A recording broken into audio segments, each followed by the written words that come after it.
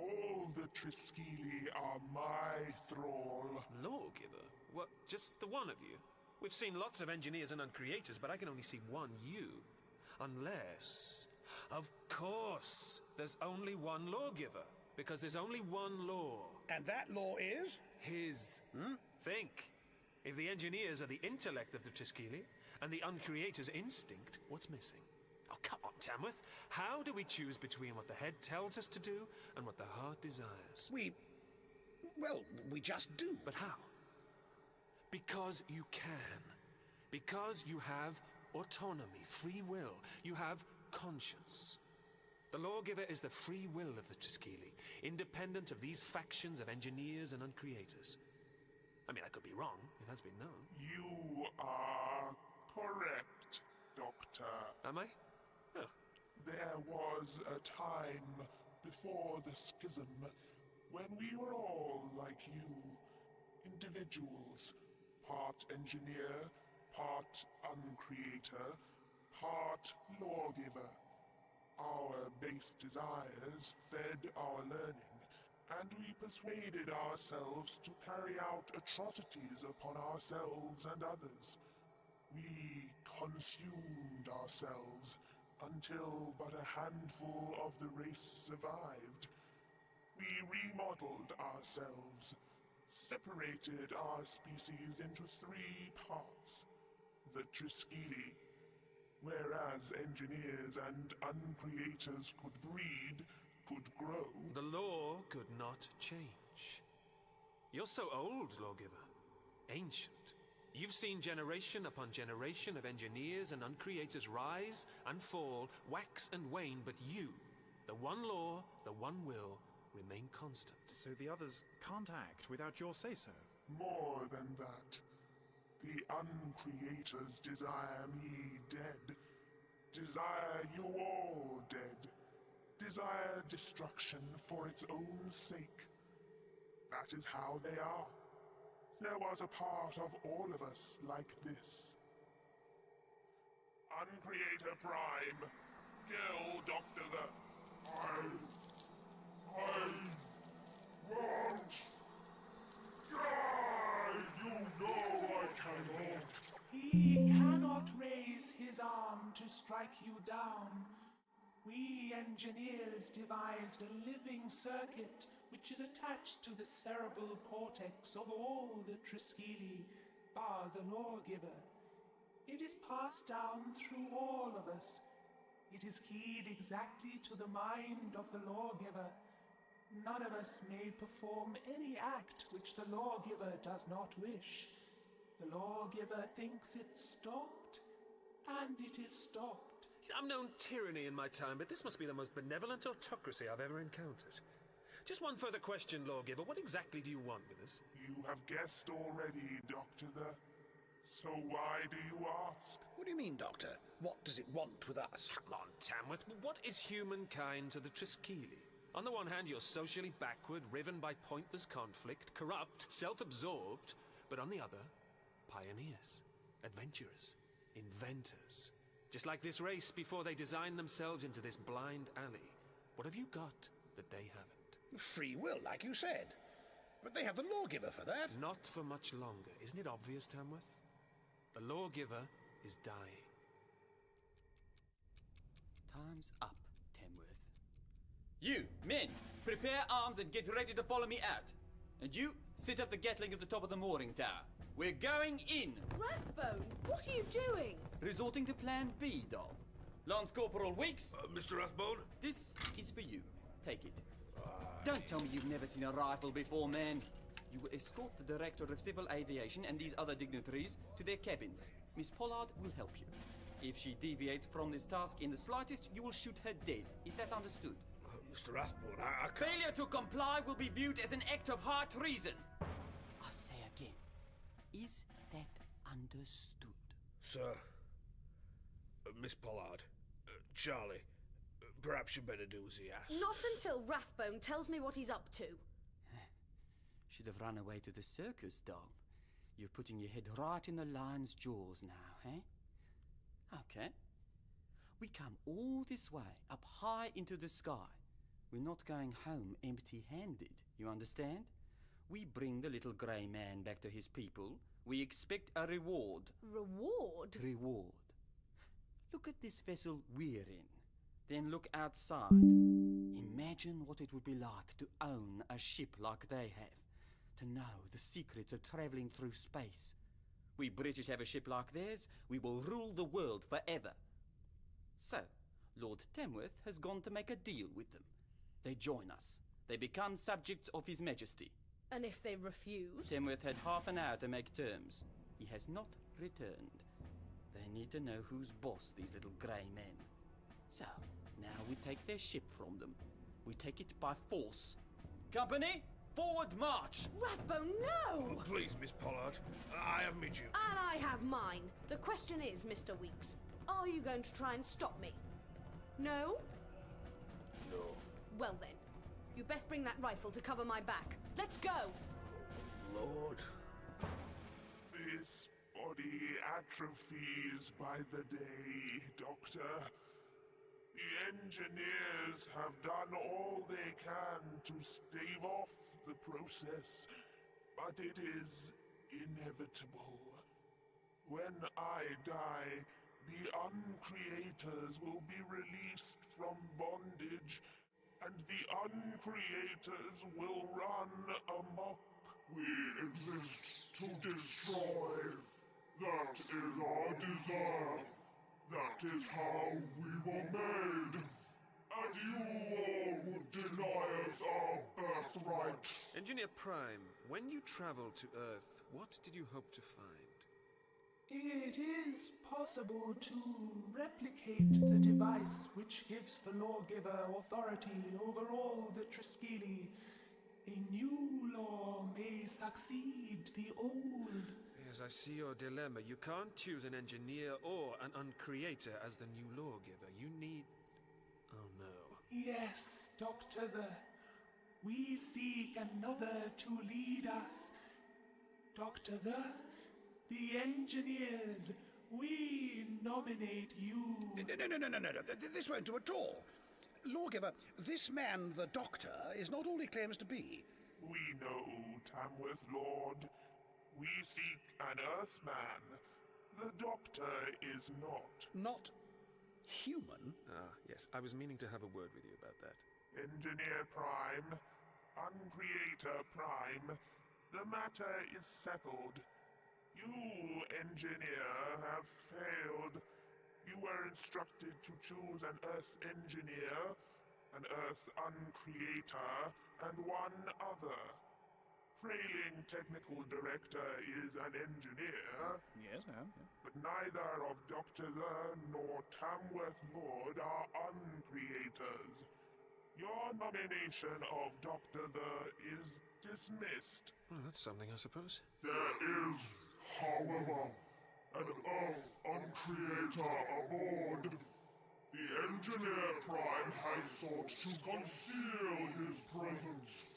His name is Rathbone. Lawgiver, I strongly advise against Mr. Rathbone as a candidate for this position. Rathbone, damn. Dr. Frayling, we have to return to the airship at once. Why the alarm, Tamworth Lord? Mr. Rathbone has certain specific instructions. And God help us all if he carries them out.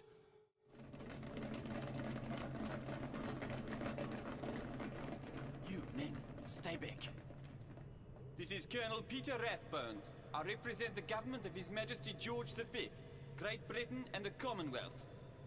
Come out, wherever you are. I wish to speak to the officer in charge of this vessel. Do you hear me? I wish to speak to the officer in charge. Rathbone, put that gun away. There's no need for this now. You men, lower your arms. You men, disregard that last order. Rathbone, this is mutiny. I was never under your command, Tamworth, so how can it be, eh? You are Rathbone. Your violence pleases me. Frayling, is this the officer in charge of this vessel? No, this is... I'm sorry, Mr. Rathbone, are we missing something here? Because I was under the impression that negotiations with the Triskeli were going rather well. You have secured this craft, Tamworth. These creatures have offered you their unconditional surrender. There's been a change of plan. Tamworth? Tamworth, surely you couldn't have thought you could hijack this vessel. Oh, Doctor, can you imagine the glory of descending from the clouds with a prize like this? Imagine what mastery of science behind a craft like this would mean to the world. To her security. No more wars. No more dissent. I was a member of the delegation at Versailles. Did you know that? I knew then that the reparations would postpone a worse disaster, a far worse war. And you're right. The bloodshed of the next few years will be terrible to behold. But this act of terrible piracy won't bring a lasting peace. Let me through! Charlie! Doctor! Engineer Prime! All of you! You have to get back! You don't know what Rathbone's planning! I warned you, doll. Rathbone, no! Ow! Charlie? Don't move, any of you. Rathbone, if that girl is harmed... It's all right, Doctor. I'm all right. He missed. I never miss, doll. Never. Next time you'll be fit only for the buzzards. This is wonderful. The hatreds are like nothing we uncreators have experienced in centuries. I ask you again, alien. Are you the officer in charge of this vessel? Here, I am merely Uncreator Prime. This is the Lawgiver. In that case, you. I demand the immediate surrender of this vessel to me. Do you accede? You are Rathbone? You are worse than I could have possibly imagined. Don't you understand, man? The Lawgiver wants our help. He wants us to ally ourselves alongside the Tuscalis. Stand aside! For the second and final time, Lawgiver, do you accede? Rathbone, please. I shall take that as a no. One dead alien, eh? What difference does it make? What have you done? It's too late. The Lawgiver is dead. Then the law is dead. The law is dead. Yes, but a new law shall take its place. If the Engineer Prime had not brought these humans to the Triskelion, this situation would never have arisen. We judge the Engineer Prime to have betrayed the Triskelion. No, Uncreator Prime, this is not the way. Would you stand in my way, Doctor? The Lawgiver is dead. These chains no longer bind the Uncreator Prime. Doctor, it's glowing, changing shape, becoming Bestial, all that suppressed savagery coming out. This is good! This is freedom! To me, Uncreators! uncreators. Even worse than before, they're monstrous, deformed. What did you expect, Frailing? We knew nothing about these creatures, nothing at all. They've been bound for centuries and now they're loose. Oh, my head. What in the name of... On your feet, Tamworth Lord. On your feet. I declare now, these humans here have made an unprovoked attack upon the Triskelion. I, the Uncreator Prime, say this act of aggression cannot go unpunished. Tamworth Lord, as ambassador for humankind, I tell you this. Our states are now at war! War? Don't you see, Tamworth? Rathbone, Engineer Prime? This is what the Uncreator wanted. This is what it wanted all along.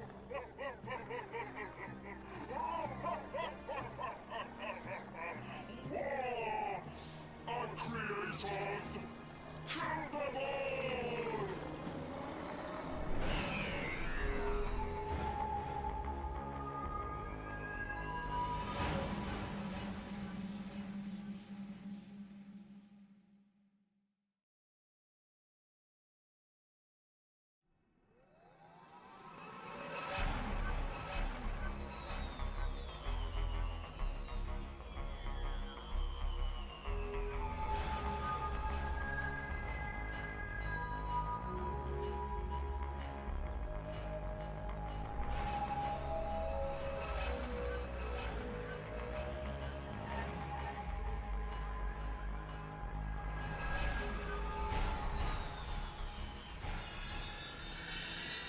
creators! Coming out of the walls! Even worse than before, they're monstrous, deformed! What did you expect, Frailing? We knew nothing about these creatures, nothing at all. They've been bound for centuries and now they're loose. Oh, my head. What in the name of... On your feet, Tamworth Lord. On your feet. I declare now, these humans here have made an unprovoked attack upon the Triskeli. I, the Uncreator Prime, say this act of aggression cannot go unpunished. Tamworth Lord, as ambassador for humankind, I tell you this. Our states are now at war! War? War. Don't you see, Tamworth? Rathbone, Engineer Prime? This is what the Uncreator wanted. This is what it wanted all along.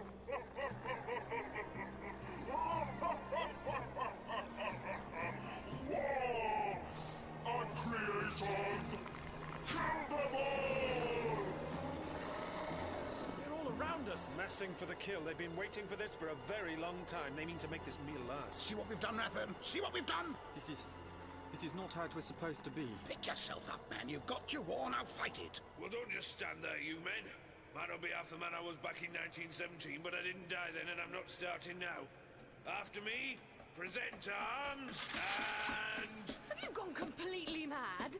They're coming from all directions. You risk hitting the airship if you start firing now. Were you at the sun, Miss Pollard? Oh. No? Believe me, I like this even less than you. Fire! Ow! That's just stupid. Tamworth, will you tell those men to stop firing? What's the point, Doctor? Look, one falls, another three take its place. Rathbone, what's the matter with you? Get up! All over. Rathbone? He's broken, Tamworth. You know, I wonder if the Uncreator Prime hasn't been using him. Affected his mind to ensure he'd shoot the lawgiver. Poor fellow. Pity the rest of us, Doctor. Cease firing! Company, withdraw. Fall back to the ship. You can't just retreat. You can't just leave the Doctor and the others to die. Why am I reminded of Rourke's Drift here? Rourke's Drift, Doctor. This is Custer's last stand. No. It's more like Rourke's Drift. At least this is just how I remember it. No! You filthy blighter, get back! Back! Get back, I say! Did you see that? Tamworth, the creature, it's scared of you. Scared? I should bloody well hope it's scared. Again, man, again. You creatures back! I order you back! I'll have your gizzards if you don't get back! They're shrinking away, Doctor, they are! They're frightened of him! Think about it, Frailing. This generation of Uncreators have never encountered another predator before. They've been chained for centuries. They don't know what we are, what we can do to them. Let's try something. Here, Uncreator. Here, come on. To me. You see? You men behind, you drop your weapons and roar! Roar! Well, you heard the man. Let's have you roar! No! Be strong! Uncreators! They are weak! They cannot harm you! Come on, you too, Frailing. Me? Oh, no, I can't. Yes, you can. Get in touch with your inner beast. Your own Uncreator. Go on, man. Your life depends on it. Rah! Oh, come on. You can do better than that. Roar! Think about how many times you've been put down. How often you've been passed by and put upon. Your advice disregarded by some silly old fool with his eyes on his own glory. How does that make you feel? Come on. Are you a man or are you mincemeat? Don't bloody patronize me, Doctor! That's the spirit, Lieutenant Commander. Let it out. Roar! Good. Keep it up. Charlie, good to see you. How are you doing? Roar! Fine, just fine. Best if you think of them as smug, self-satisfied Singapore traders. Roar! Now I'm scared. You too, Engineer Prime? This is barbaric. I cannot. It's real life. The Triskeli have come so far since the bad old days. It doesn't have to be like that again, not if you shout loud enough. Now, let the Uncreators know you're as mad as hell and you're not going to take it anymore. Perhaps you are right, but this is too much. I know. You've all got a long way to go, but you'll get there in the end, I promise. That's enough! You see, Uncreator Prime? your creatures are retreating. And you know why? Instinct. Pure instinct. Their instinct gives them savagery, makes them unspeakably fierce. But they have the most basic instinct of every predator, too. The need for self-preservation. That's why the Triskeli were divided in the first place, isn't it? It was the only way the race could avoid wiping itself out. No! You will all bend to my will now. We Uncreators will achieve our potential. There are relics still. Relics of the time when engineers devoted all their skills to devices of uncreation. Relics passed down from Uncreator Prime to Uncreator Prime, ready for the day when they could once again be used. This Triskelion I wear on my breast. Once it was feared as more than a symbol, more than a sign. The Triskelion, it's unfolding in her hand. Opening up to become... Oh no, an energy weapon! Watch out, Frailing! Run, Doctor! Run! Please, you can't! That is my intention. Now, Doctor. Now, you die! I demand you put that weapon down. Demand, Tamworth Lord? You demand? Yes, I do. You, Uncreators, listen to me. The Triskeli went in search of a new lawgiver. I declare my candidacy before you all. You want to challenge me, Uncreator Prime, Want to fight, huh? Put him up, sir. Put him up. You wish to fight me? Damn right I do. Mano a mano, hand and nail, tooth and claw. Do you refuse my challenge? But that creature will tear you limb from limb. Go, Doctor. Frailing, Rathbone, Miss Pollard, take all of them back to the ship. I'll finish this. Well, sir, do you refuse my challenge? I do not. This is futile. No, it ain't, Doctor. Go. Square up, then. Square up. Where I come from, Uncreator, they call boxing the noble art. I do not know about art, Earthman. But I know what I like. This is no contest. You are old, Tamworth Lord. And you've let your guard down, Uncreator. Well, get up. Let's see you again. Charlie, Frailing, take Rathbone and get back to the airship. Come with us, Doctor. There's nothing more you can do. That's not the point, Lieutenant Commander. The engineers are too weak to resist the Uncreator Prime. Look at this saucer. Look at the brilliance of the technology. He'll force them to build the most unimaginable weapons. Overrun Earth, the galaxy. Who knows where he'll stop? One way or another, I can't allow that to happen. You might not have to worry, Doctor. Tamworth's winning. Think you've got what it takes to lead an empire, do you? Savage you may be, but you know nothing else. Nothing. We call this a stranglehold on my planet, you monster! So submit, sir! Submit! No. Rathbone. Rathbone. I hear you. What's this? Where's your gun, Rathbone? That's right. Level it at Tamworth Lord. There's nothing left of the old Rathbone he's possessed. This happened before in the airship. He heard voices that weren't there. Rathbone, please! Please put the gun down! Get off me, doll. Oh, I am not your doll! Off me! Oh. Good. Rathbone. Steady. Steady. Now shoot Tamworth Lord through the head. No, Rathbone! I must. No, get out. Get out. Get out of my head! Rathbone. You have killed me. Rathbone. He must have missed. Shot the Uncreator instead. I told you, doll. I never miss. Well done, man. Uncreators! The Uncreator Prime is dead. Killed by the weapon he would use against me. Do any of you oppose me still? I'll take that as a no. Engineer Prime? Tamworth Lord, You are Tamworth lawgiver to us now. So, Tamworth, you've won. You have the finest spaceship in the galaxy at your disposal. The energies of some of the most brilliant engineers in the cosmos, and an army of thousands who'll obey your every word. The question is, what will you do with it all? I should go back, you know. I should return to Carlington in this glorious machine. They said I could ask for anything I liked if I brought the aliens in. Viceroy of India, that's what I wanted. But look what we've done here today. There are so many Rathbones back home, Doctor. So many more.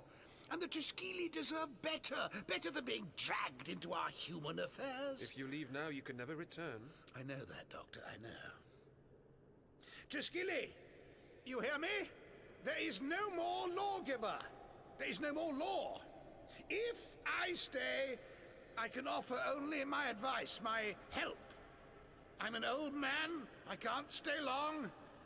You must learn to find your own way in time. Then that is enough, Mr. Tamworth. The R-101's engines have started. Director of Civil Aviation must have decided to leave. Doctor, you have to go. I know. It's just... Come on, Doctor! There's just one thing, Doctor. The airship, the R-101. Make sure she gets down safely. Promise me that. Doctor! I'll do what I can, Lord Tamworth. Sir. Best of luck, Doctor. So, Engineer Prime, how exactly do we fly this ballet machine?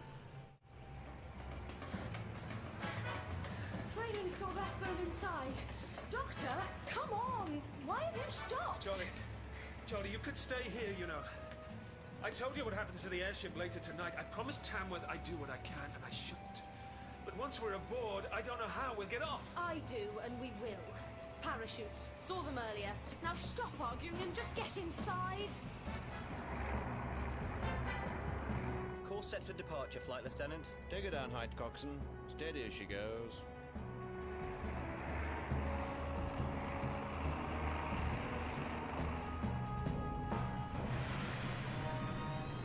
Doctor, look! The Triskeli. They're leaving.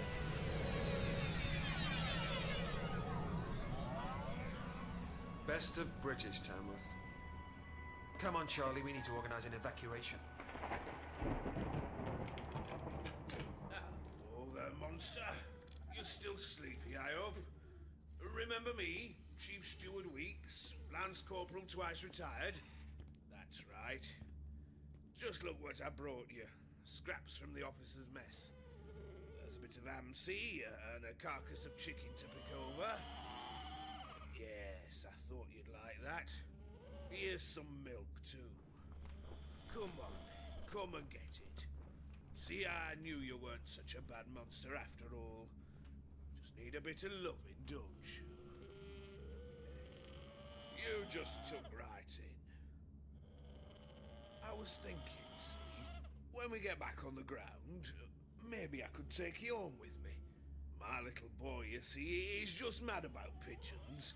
I reckon you'd take to him, I do. Hey, come on. Don't you want all this lovely...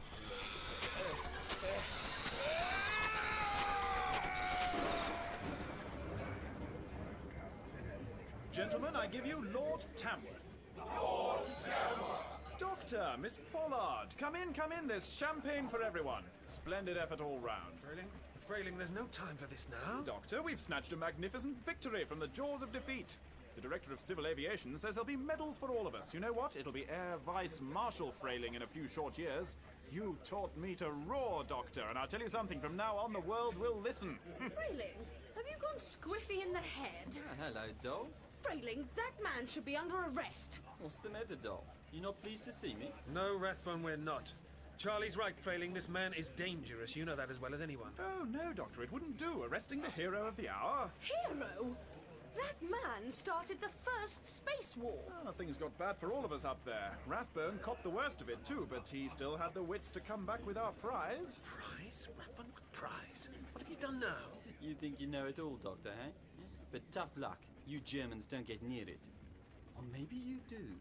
Maybe we should try it out on YouTube first. Oh no! The Triskelion. You took the Uncreator's weapon, the Triskelion. Of all the... Haven't you learned anything today, Rathbone? For all our sakes, please, just throw it overboard. Don't be absurd, Doctor. Don't worry, I know you're enemy agents, but I'll see to it you're both treated humanely. You'll both be locked up, of course, but in time, maybe you'll come to appreciate how... In time, Lieutenant Commander, in time? You know nothing about time. Do you know about the web of time, Do you know how history can't be changed? You take an alien energy weapon back to England now in 1930, and then what? Of course, you strip it down, you study its design, master ion beam emission in a few short years. By 1940, you have Spitfires mounted with laser cannons. Fight the Battle of Britain that way. The British Empire is supposed to be falling apart, her colonies gaining independence. With weapons like these, nobody will dare oppose her. And you haven't, have you? You've learned nothing today. Let me tell you, it doesn't happen like that. Frayling, I beg of you, you have to evacuate the airship. Parachutes all round, leave the weapon here. Let history be. Let it be what, Doctor? Why should we evacuate the ship? We're going home covered in glory. You're not going to listen, are you? Of course not. If you were going to listen, then history wouldn't work out this way. Rathbone, old chap, you know, I don't make a habit of this sort of thing. Not my sort of thing at all, actually, but... Well, needs must when the devil drives, you know. What are you talking about? This? Oh! Terribly sorry. I think I'll take this. Charlie, run! My nose! Never mind that, he's got the weapon. You men, after him, quick! Weather's getting worse, Flight Lieutenant. Wind 240 degrees, west-southwest, 40 miles per hour. Keep her nose up, Hyde Coxon. Keep her level. This way, back to the promenade. We can throw this thing overboard and then... The vortice! How did that get out? Don't just stand there, Doctor. We can't go that way. This ladder here, come on! Why couldn't they just listen? It must have gone 2 o'clock by now. Oh, worry about that later, Doctor. Later, Charlie? There isn't any later. Below us, Rathbone! There's nowhere to run, Doctor. Too right. Oh, Doctor, up here! Oh, you're heavier than you look. I carry lots in my pockets. You can't hide up there, little springboks. Big Fierce Lion is coming to get you. The size of these gas bags. We're right in the heart of the airship now. I know, I've been here before. Careful, Charlie, it's a long way down. It's all right, Charlie, I've got you. That was close. It was. I might not have caught you. Careful with that fire axe, Rathbone. You might do someone an injury. Yourself, hopefully. I was thinking of another saying we have back in my homeland, doll. If you want to catch the chicken, first cut off its head. Hand me the weapon, Doctor. Funny, isn't it? I'm the one with the gun, but I can't shoot you, Rathbone. You know why? Oh, of course you do. It's why you've got the axe, isn't it? These huge leather gas bags, all around us. You know, when I first arrived aboard this ship, I thought I noticed something odd about the atmosphere. You see, humans can't sense it, but I'm a little more than human. It's hydrogen gas, leaking out of the vast tattered lungs which lift this vessel up off the ground. That's the thing about the R101, you see, it doesn't work.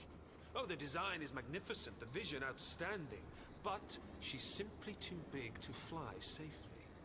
This crowning glory of the great British Empire isn't lifted by some miracle of science. It's borne aloft on a wing and a prayer. And while I think about it, I don't suppose having a vortisaur raking its claws across the hull has done this ship's integrity any favors. Spare us, Doctor. There's a word to describe you. Windgut. It means... Windbag, I know. Picked up some colourful Afrikaans during the Boer War myself. But it's not this windbag you have to worry about, Uncreator. It's those ones. High above our heads. The thing is, if I were to fire off this Triskelion, created just the slightest spark, I'd ignite the 5 million cubic feet of hydrogen inside those gas bags. And then, woof, no more airship, no more Rathbone, and no more Triskelion. Would you care for a demonstration? Doctor, you wouldn't. You, Doctor. You, the arch-humanitarian. Kill all the people aboard this ship just to preserve your web of time. Give me the weapon. You're not fooling anyone.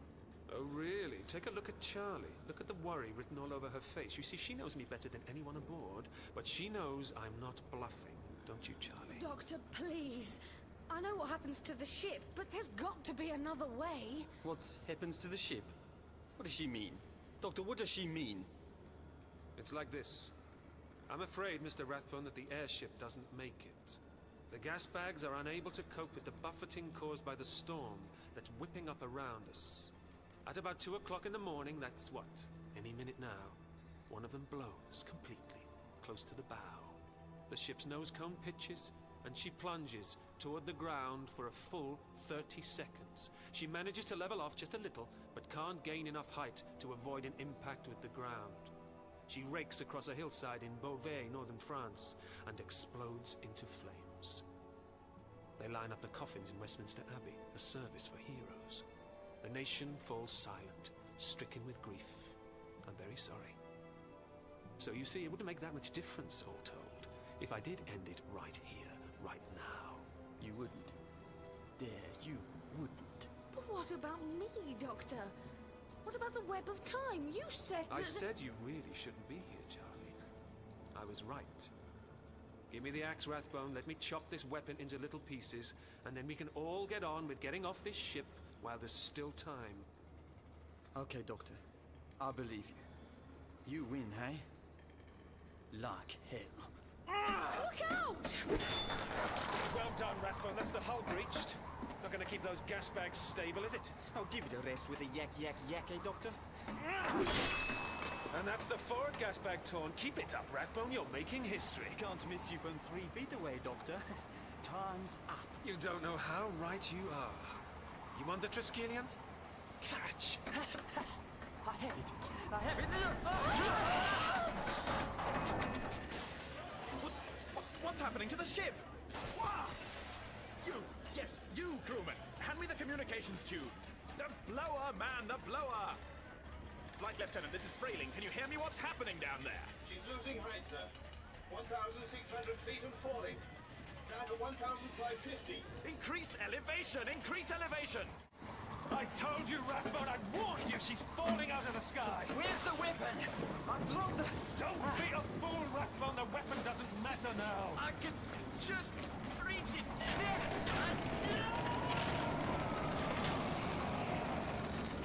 He's gone! Doctor, hang on! I'm being sucked out!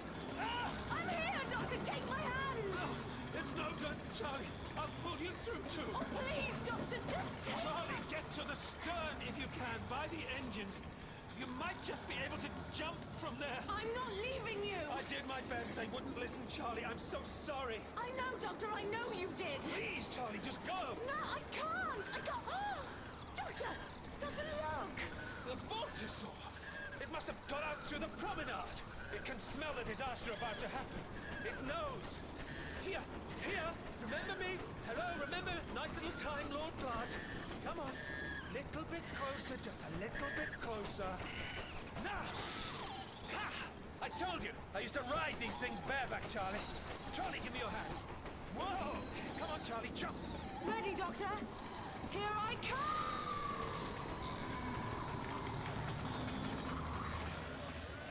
Flight Lieutenant? Flight Lieutenant, are you there? No. It's too late, chaps.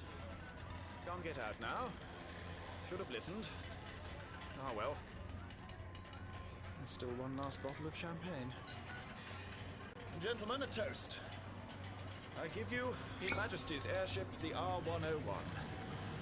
And may God have mercy on all those who fly in her.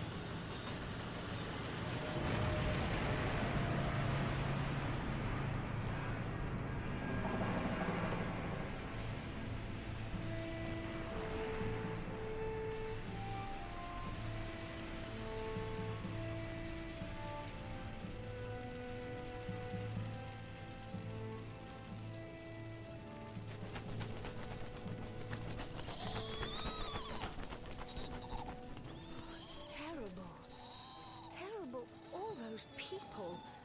They wouldn't listen. The story of the R-101 all along, Charlie. She's part of history now. She takes her secrets with her. We should let her rest in peace. People on the hillside. We shouldn't be here, and this little fellow certainly shouldn't. Oh, that's odd. What is it? The Vortisaur. It's like he's suddenly afraid of me. Oh, no, it's not me. It's you. Charlie's afraid of you. Oh, but that's just silly. I haven't... Hey, come back. Come back here at once. I haven't done anything to hurt you, silly wasn't anything you've done, Charlie. It's what you are, isn't it? Very sensitive, Vortisaurs. They know when something's up with time. And something's very definitely up today, isn't it? Oh, stupid, stupid, stupid Time Lord. What have you done? Think, think, think. 54 people set off in the R101 yesterday, so 54 bodies should be accounted for here. Here in this twisted skeleton spread out over this hillside, but there's no Tamworth, so that leaves 53. But there should be one more. Charlie. You. Oh, Doctor, haven't you learned anything? She should have died. She cheated history, broken strands in the web of time. And all because you were here interfering, intervening. What was it they used to say at the Academy about a beat of a butterfly's wings in Metula Orionsis causing a time storm in the Mutus Spiral? Might as well have let Rathbone bring down the Triskelion. Oh, Charlie, if you surviving the crash has changed the future, then it's my duty as a Time Lord to change it back. Put you back in the airship just after 2 in the morning on this terrible day in October and leave you to... Doctor! Look, it's all right. I think he's changed his mind. He's letting me ride him again. Oh, it's quite sweet, really, aren't you? Yes, Charlie's darling little monster, eh? Doctor, were you talking to yourself just now? Only they say that's the first sign of madness. That's funny, I thought I said that. Oh, ha, ha, ha. Doctor, about this web of time business. Yes, Charlie? Well, don't you think we better get this little monster back to your time and space machine? I don't know about you, but I can't help thinking he's going to create a bit of a stir if he takes to living in 20th century France. You know, Charlie, you're absolutely right. He seems keen to be off in the direction of Dieppe. And that's where the TARDIS went down. I think he can sense her, you know. Come on, then. What are you waiting for? It's just... Charlie, I don't know how to say this, but... It's all right, Doctor. I know. You do? And I'd love to come with you. See the galaxies, mix with the Martians and visit the Venusians. Oh, please. Well, you'd better help me up then, hadn't you? Up. There's just one thing, Doctor. We can't keep on calling this monster, can we? We can't? We can't. And I was just looking at his little face just now, and do you know, he's the spitting image of Mr. MacDonald. Who? Oh, you know, the Prime Minister, Ramsay MacDonald. Well, what do you say to that, then? Ramsay? There, Ramsay it is. I'm so glad that's settled. Ready, Charlie? To the TARDIS then, Ramsay. Hi-ho and away!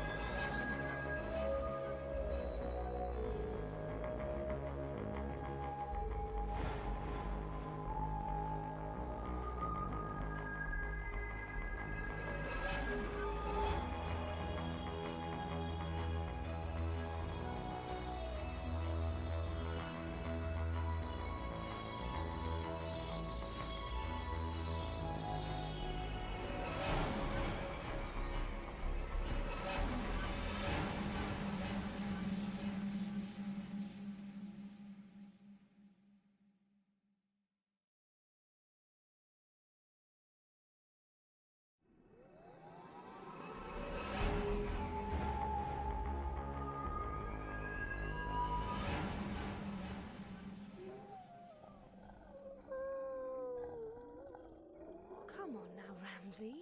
What's the matter? What is it? Aren't you glad to be going home? Oh my... Ramsay!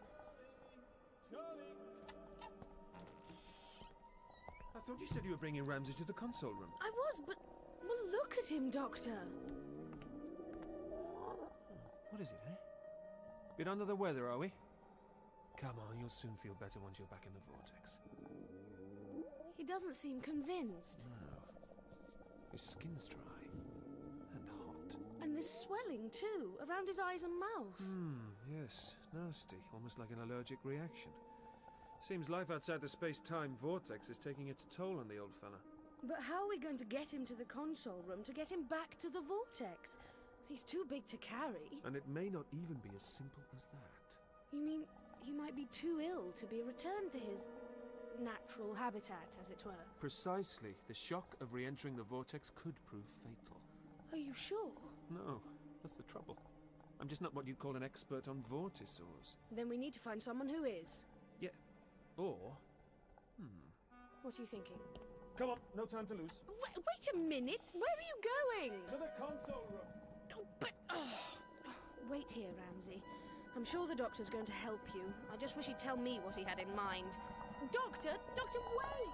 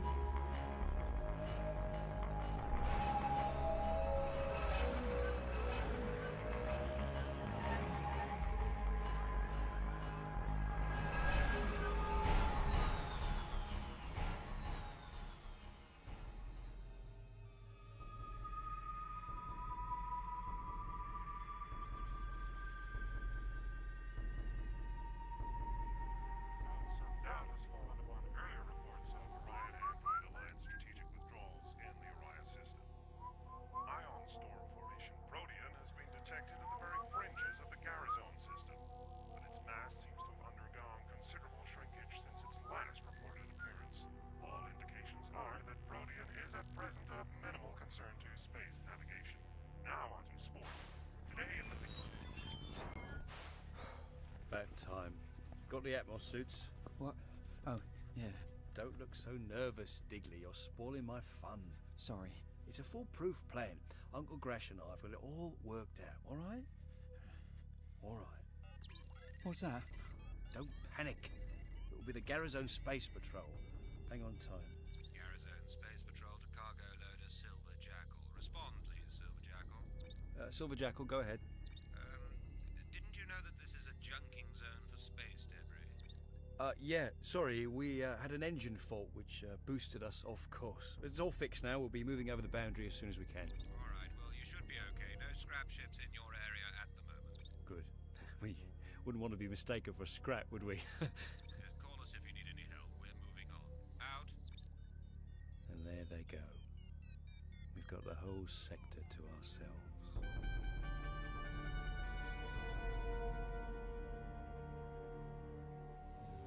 We know that even though Protean's progress has proved unpredictable, no official warning of navigational disruption has... Thinis? Oh, what? I've got something on the scope. Long range. Magnify.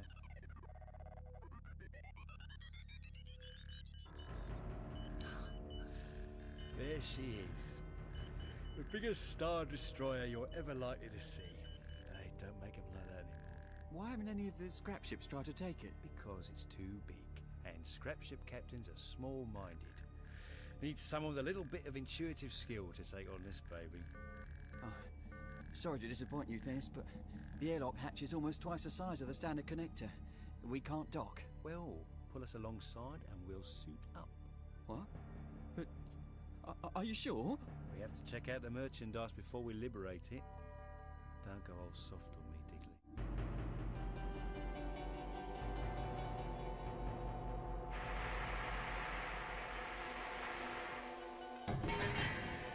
Right. Let's get this airlock door open. Hand me the jigger.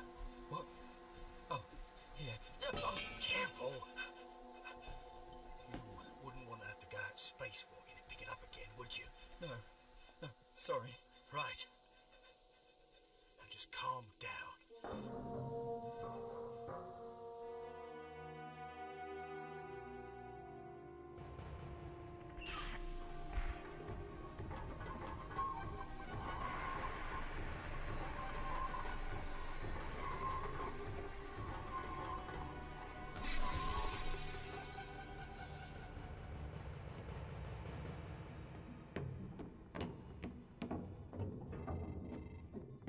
I don't believe it. still pressurized. Nice one.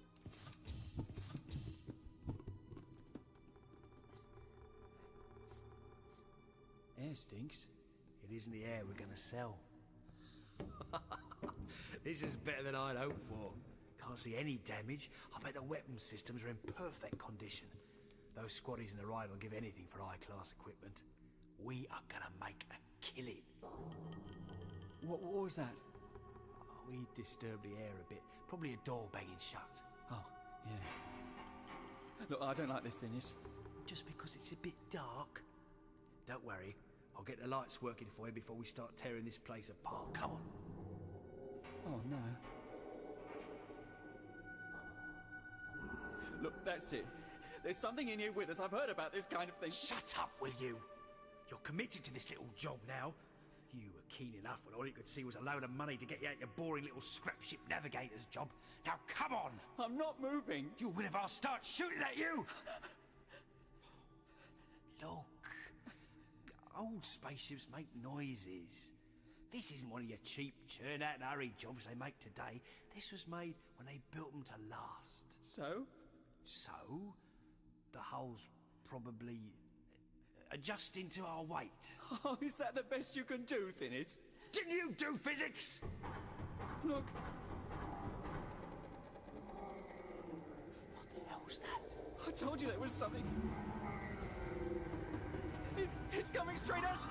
Shoot it! It's no good. What?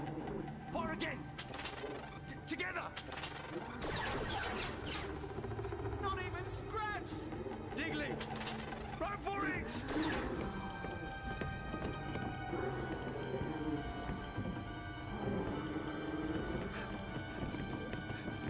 Back to the airlock before they... This... Oh my God, no!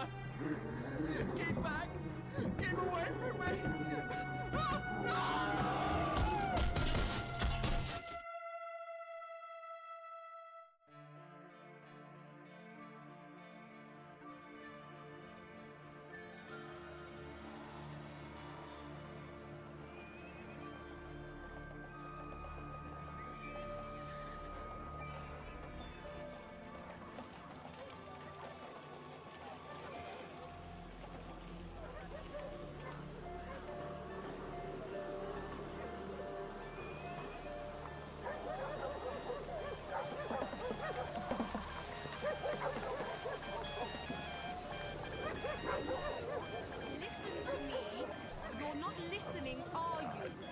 Vortizors. Have you got anything for Vortizors? Anything give you new life, much beauty, pleasure. No. Thank you kindly, sir. Or madam. You see, his skin's gone all dry and there's swelling here around his eyes and mouth. Eyes, your eyes, beautiful eyes, all the stars. Yes. I don't think you really know what I'm talking about, do you? Oh, excuse me. Doctor! Body, taste, essence of life for you.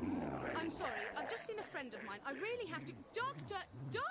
Stars, your eyes like stars, the pleasure. How dare you! Get your hands... or whatever they are. I'm sorry, but I'm afraid you left me no choice but to... Doctor!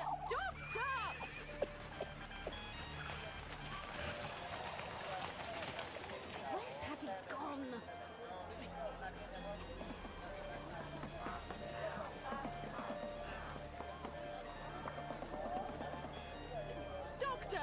Doctor! Where are you? He's gone again. No luck then. I thought for a moment you were going to cry out for help. Oh, how can you be so annoying? I wasn't stopping you from helping me, you know. Far be it from me to interfere, Charlie. You seem to be coping more than adequately. Really? And she or it, didn't know a thing about Vortizors. Are you sure we've come to the right place? Well, there's no better place than the Garazone Bazaar for finding ancient remedies and mystical tomes. It's a den of iniquity, that's what it is. I thought you'd be interested in glimpsing the future of human society in all its grim and grimy glory. Human? Most of the creatures here aren't what I'd call human. Terrible thing, this interbreeding. Oh, don't be disgusting. Come on, Charlie. This looks hopeful. What? Oh.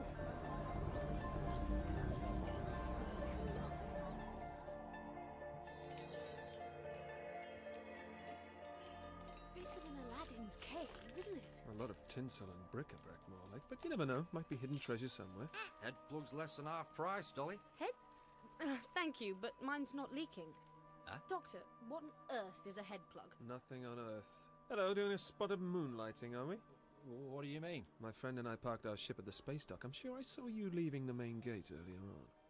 No, it weren't me. Oh, I know you've been careful enough to unclip your insignia, but the shirt is standard issue. Nobody else makes them quite like the Merchant Space Corps, do they? Yeah, well, look, I'm about to shut up shop, so if you don't mind... Ship leaving today, is it?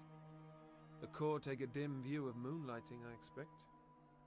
Don't worry, your secret's safe with us. What do you want? Just to browse. Who sent you? Can't say, sorry. Can't say what? Neither can she, can you? No, definitely not. So, what happens now? As I say, we just want to browse. Do you mind? All right. Thank you. I'm sure we won't be long. Yeah, well, I'll be out the back if you need me.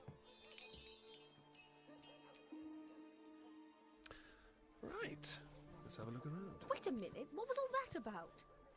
Remedies of the ancients. Interesting. Doctor? Oh, I think our moonlighting shopkeeper thinks I'm some sort of undercover official. Customs and excise, probably. Smuggling was rife in the Garazone system, but he's too scared to ask for ID because then he'd be giving himself away for sure. If you're not careful, you'll bluff yourself into an early grave. Early? Some would say overdue. Hey, look at this.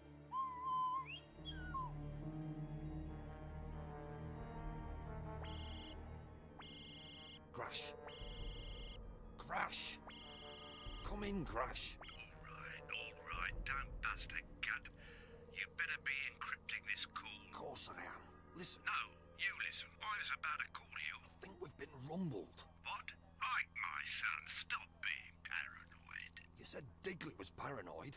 Then him, Finnis, and the Silver Jackal vanished without trace. Now listen, we've got a couple of goons here. They're rifling through the stock. I think they're onto us.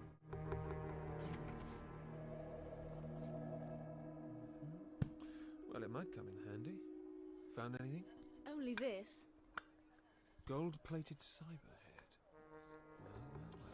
Have you seen one before? Sort of.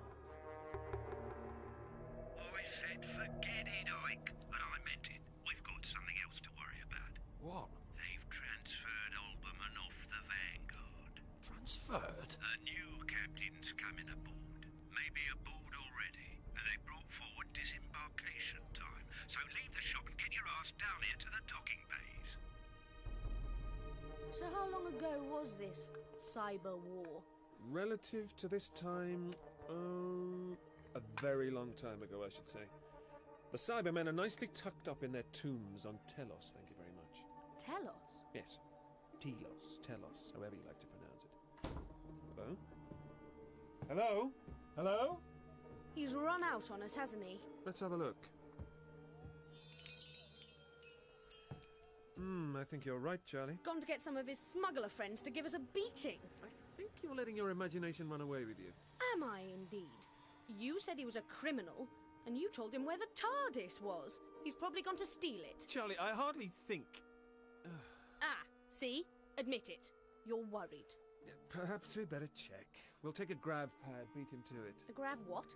A sort of flying hire car. A what? And bring that book. But we haven't paid for it. It's probably stolen anyway. Come on!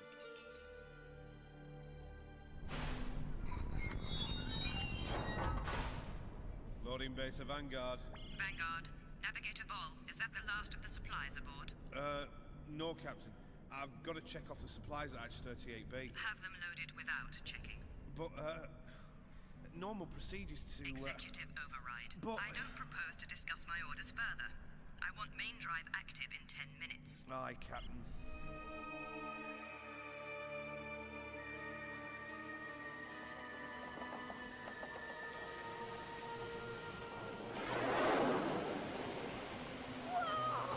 Oh my goodness! Impressed? This is incredible, Doctor. It certainly beats the R101. It's no bigger than a paving stone and travels at 10 times the speed. How come there are no propellers or balloons? Anti-grav technology. A nifty discovery made by Welford Jeffreys several hundred years after you left Earth. Fantastic view, isn't it? Oh, it's truly amazing. I still can't quite grasp that all this city, the bazaar, all those people, that all of this is inside one huge structure floating between stars. Garrison Central was one of the first of its kind. It's about 100 years old now, and a long way from any centralized authority. But how can it be raining if we're indoors? Ancient air conditioning and condensation build-up on the internal bulkheads. What? I don't have the faintest idea what you're talking about. Oh, look, down there. Isn't that the warehouse where you landed the TARDIS? That's right. What's that noise? How good's your balance? Oh my goodness, I can move my feet! Molecular bonding circuits are shorting out. That's probably quite worrying, isn't it? And the force field's gone. Hold on to me, Charlie, and don't panic. Hang on! No! I want the stuff at 38B loaded now. She's insisted. And believe you me, you don't want to argue with her. Out. Hey, Paul, have you seen Ike? No sign yet, but he better hurry up. That's the departure horn. You better believe it, mate. Our new captain's not hanging around for anyone. Ike, where the hell are you?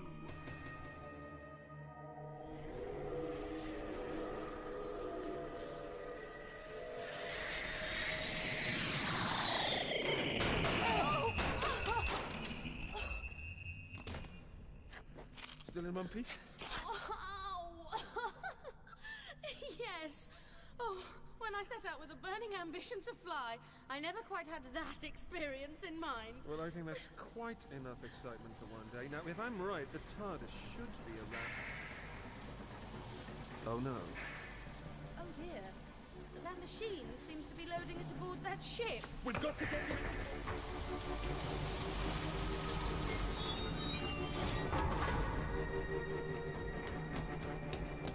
Too late. Hatch 38B. Remember that code. There must be someone round here who will open it again. Come on. Stand by to release painters. Vanguard casting off. Oh, dear. We've got about 10 minutes to get aboard. What? But how?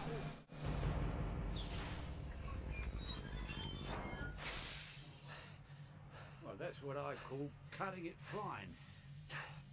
I just got through the main gate when I heard the bleeding horn. What's with this new captain? Seems the little lady is in a hurry. Tell you, I'm getting a bad feeling about this trip. Shouldn't we wait for Ike, man? I picked him up on the security cam. He got aboard just in time. Are you doubting my piloting skills, Navigator? No, but... I mean... Your course is in the nav computer, Vol. Lay it in. Aye, Captain. Casting off. Docking painters. Disengaged. Maneuvering thrusters. Firing. Take a seat, pilot. Sorry, I'm... On my report, you will be.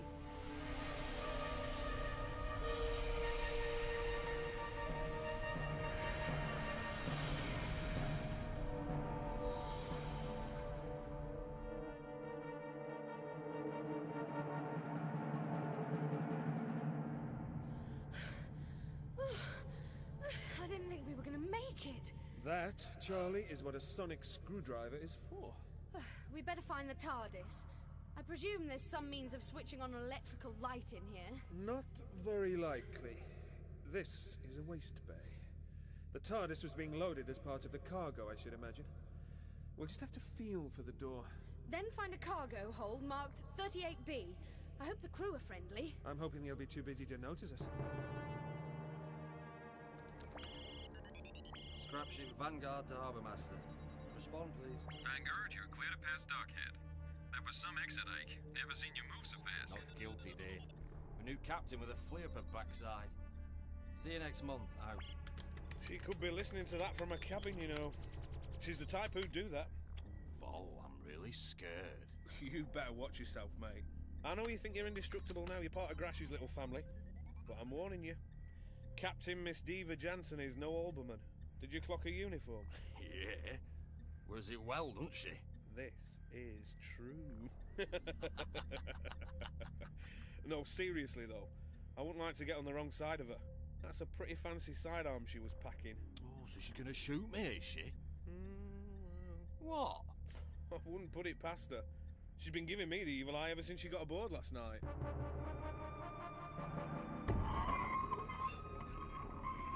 Shh, Charlie. Oh, this door's covered in rust and... Oh, dear me. Maintenance is obviously a very low priority aboard this ship. They can't have much pride in their work. Do you think anyone heard us? Looks pretty deserted. Which way now? What are you doing? Put your hand on the wall. What do you feel? A sort of vibration. That, Charlie, is the vibration of some kind of interstellar drive. Which makes the spacecraft move. Yes, I see. Yes, and at the moment it's moving rather fast, at hyperspeed. You can deduce that just by feeling the wall. This is just a scrap ship. Why are they in such a hurry? Of course, you know the engines won't take it, don't you? Did Alberman ever run us a maximum? No. You've got a high-powered space vixen on your tail now, Ike. Too high-powered for this job. There's something behind it all. You mark my words, Vol. What the hell are you on about now? Maybe she had a row with someone on the Merchant Corps executive. And got demoted to serving on the Vanguard, you mean? Yeah. That woman was not born to scrap space debris. Whereas we were. Well, we're destined for greater things, Vol. Oh, yeah. So this ship, the Vanguard, is a sort of interplanetary dust cart, picking up all the rubbish people leave behind in space. The human race used them in backwaters of the galaxy, where any unwanted debris or refuse was rather unceremoniously left to drift into eternity far from the busy space lanes. Only trouble was, the backwaters used to get a little clogged up with... Sweepings, debris and litter, that sort of thing. And much worse. Oh, 38A, nearly there. Must be the next one along. That doesn't sound very encouraging. No transit dampeners by the sound of it. There's something wrong with the engines. Seems that way. Oh, steady now. She's been in service a long time. I only hope they're looking where they're going. There you are. What did I tell you? Got a red light. The dampeners are down. They haven't worked properly in living memory, Ike. And would you mind keeping an eye on the space scope? Yeah. Christ. What is it? What have you got? Call the engines, Ike! That's a proximity alarm! Call the engines now! Cutting power.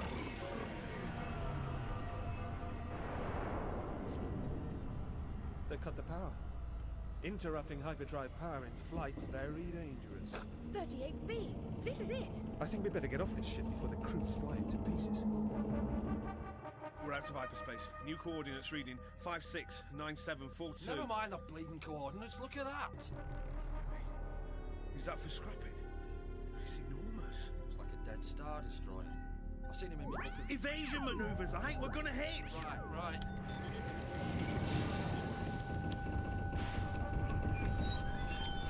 What the hell's going on? You've got us at reverse thrust. I'm trying to avoid that. You should have been looking where you were going. Stabilize gyro vectors, pilot. I'm doing it. Set nav computer to emergency maneuver mode. 180 degrees starboard turn. Nav computer controls have jammed. We have zero maneuverability. Must have been a sudden deceleration. Got her all shook up.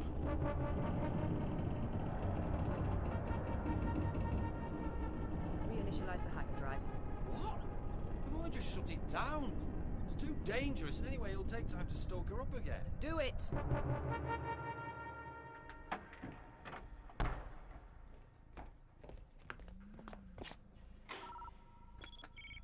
Now then. I'll go and see how Ramsey's feeling. Do you think that book will be any help at all? Might give us a few pointers. Ah, that's it! What's it? I patched the TARDIS scanner into the visual transmissions from the Vanguard. You mean we can see what their captain is seeing? Yes! Oh my goodness. I knew they must have been trying to avoid something. Why else slam on the brakes so hard? She's a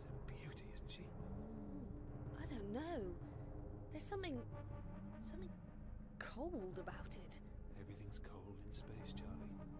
It's moving towards us, isn't it? Oh dear. No. We, or rather the Vanguard, is moving towards it. Space collision. Time to go, I think.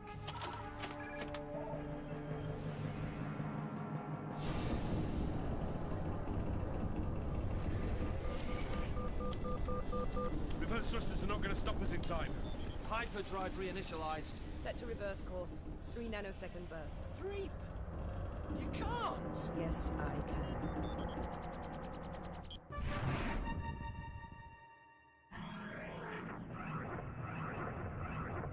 What was that? I don't know. We've landed, but I didn't. That's strange. That ship stopped moving. No, we have. The Vanguard has. They must have activated their hyperdrive momentarily, thrown it into reverse. Ingenious. Unfortunately, we got caught in their warp field. Is that dangerous? I'm afraid so. It's caused a surge of temporal feedback in the time core of the TARDIS. Has it? It has. And if we're caught in here when the energy releases, it doesn't bear thinking about. Doesn't it? Nope.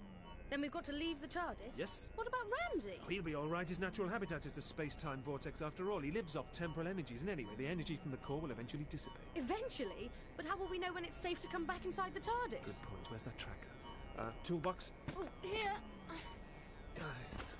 Got it! Now, if I set the tracker to detect temporal energy, I should be able to tell when it's safe to return. That's it. We have to go now! Now! Go! Go! Quickly, shut the door! That's it. Just in time. Temporal energy is now released in the TARDIS. Doctor, we're not where we were. Not what are you talking about? Oh. This isn't the Vanguard. Of course. Precisely. Yes. What? No, don't you see? See what? It's dark and cold and... oh! Distinctly smelly. We must be aboard that other ship. The one on the scanner? Yes. Oh, no wonder it's cold. And deserted. Listen. No engines, no sign of activity. Oh, how long are we going to have to stay out here? Long enough to have to get you some exercise to keep you warm. Come on, let's have a look around. Are you sure it's safe? Of course not. I'm so pleased. Oh dear. I see the airlock door hasn't opened yet. I bet Grash and his recon crew are dragging their feet about boarding that thing. Our space vixen has met a match in Grash. Look, this is how we do things aboard the Vanguard, love. Captain. Captain.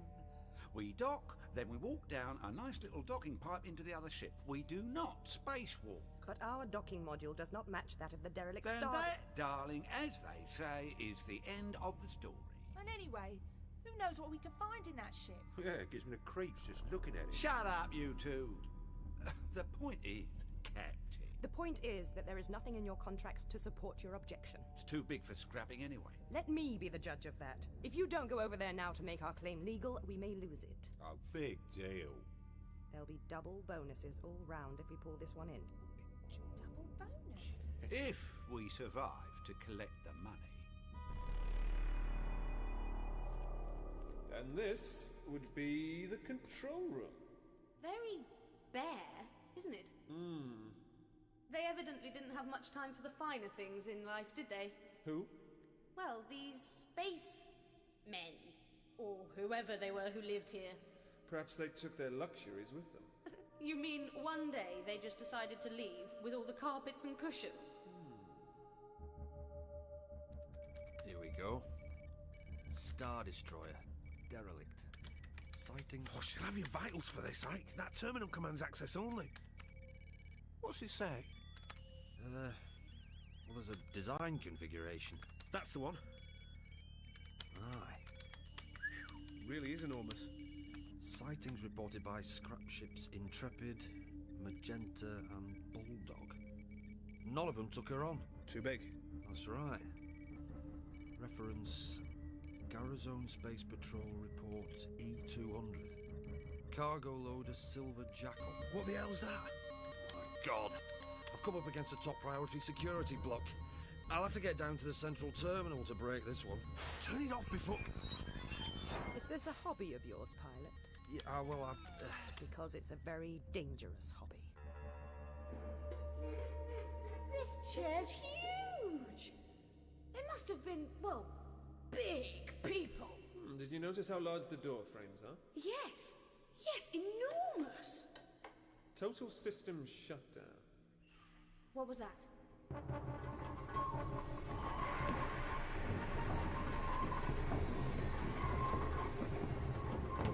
Door secured. Dark, innit? Recon crew to Vanguard, we're aboard. Against my better judgment. Vanguard, proceed with reconnaissance. Atmosphere check. Positive. Helmets off. Why is it a sewerage ship? Yeah, it's rancid. But breathable.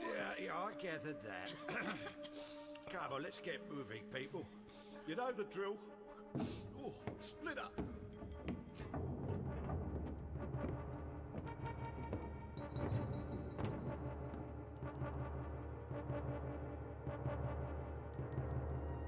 It's quiet now. What do you think it was? Someone coming aboard from the Vanguard. Someone leaving? Someone waking up. Waking up? Waking. Just a thought. Doctor, look!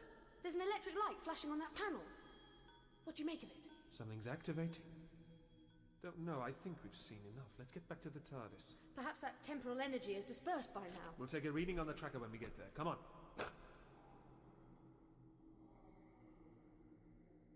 Oh no. Scanning for money, scanning for money, scanning for money, scanning for money, scanning for money, scanning for money, scanning for money. Is there any chance of you shutting up, Kelsey? Kelsey? Anyone hear that? Negative. What have you got, Kelsey? Something that sounds not nice. I hear it. Moving away. Well, I actually hear it getting closer. Actually, folks. Any suggestions? Oh my God! Kelsey! What is it? A blue box. I found a blue box. This way. It's this way. Are you sure? I thought... Oh, That noise has stopped.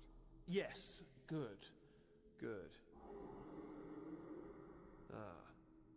Not good. What do you think it is, Kelsey? Do you think he's been making that noise? Hey, what, this box? No, I don't think so, no. Kelsey, I've got your position. Chev and I will come and have a look. And, just keep your gun handy. You never know. Well, thanks for filling me with confidence, guys. We won't be long. Yeah, well, just hurry. Mind you, at least that noise. What the?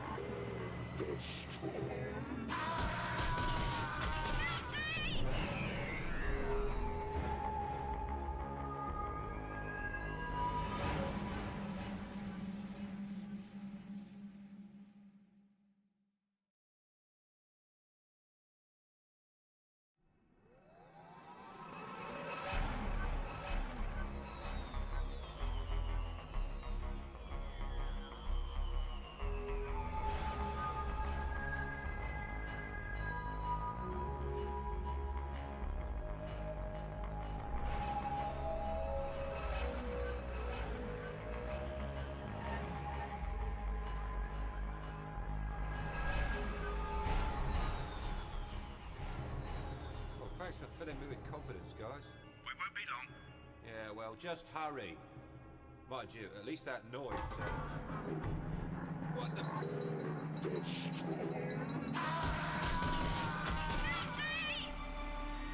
Someone in trouble. Come on. Doctor! I'm not so sure this is a good idea. Vanguard to recon crew. Vanguard to recon crew. Respond. What's going on? Respond. Grash. It's Ike. I'll handle this, pilot. Ike, Kelsey's in trouble. What sort of trouble? I don't know. Look, we may need backup, Ike. Understood, recon. Well, Ike, you'd better suit up, just in case. What? The TARDIS. There she is. Doctor, look. Someone's been hurt badly. That'll explain the scream we heard. What could have inflicted such terrible... What are you doing? Feeling for a pulse, could still be alive.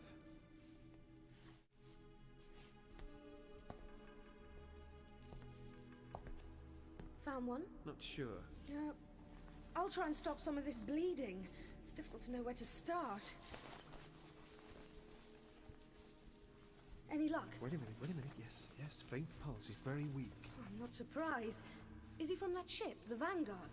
Yes, definitely. Merchant Space Corps insignia on the spacesuit. That's a name tag, isn't it? Mark Kelsey. Poor Mark. What did this to him? Something very strong, determined, and quite possibly deranged. And something very much still around here, I should imagine.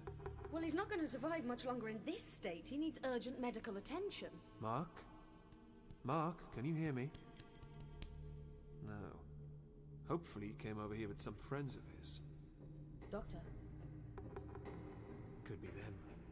Or whoever did it. Who? Oh no! Is that... Mark Kelsey, you know him? Is he dead? Not quite, but you've got to get him to a hospital. Hospital? We've got a sick bay on the Vanguard, but no medical officer. You'll have to take him back to that Garazone place. Who are you people? Look, never mind that. Just call for help or something. Oh. Right, don't move. Please, there's no need. Shut it! Oh. What the hell have you done? Move back from the body. I thought you said we weren't to move. Doctor. Shut it! Both of you! Doctor, he thinks we did it. What? I think there's been a bit of a misunderstanding. I won't tell you again, murderers. Recon to Vanguard. Go ahead. We found Kelsey's body and the murderers. What? We didn't. He's not dead. What? But he soon will be if you don't do something. Crash, what's going on? Take your hands off him. I'm just checking. Pulse gone. Yes. Crash, patch in your suit cameras. If you're sure you want to see this. They're patched in. Oh my god. What is it, Ike? Nothing. I mean, poor Mark. What a mess. Can you see now, Captain? We can see, Gresh. Look at their hands, covered in blood. We were trying Shut it! What do you say, Captain? You have the authority. We can execute them on the spot. Well, it's your call, Captain. Could I just point out that it would be physically impossible for either of us to inflict that? You've had your last warning. Leave him alone, Crash. You mean you're not going to... I'll have Ike bring over a couple of spare Atmos suits. Bring them back to the Vanguard. Well, thank goodness there's a woman in charge.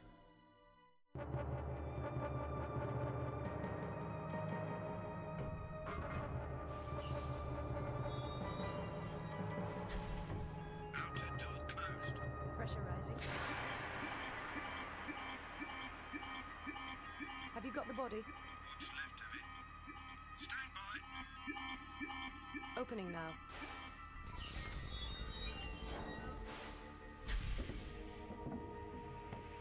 Ike, you and Chev take the body to sick bay. Aye, Captain. You fit, Chev? Yeah, sure. We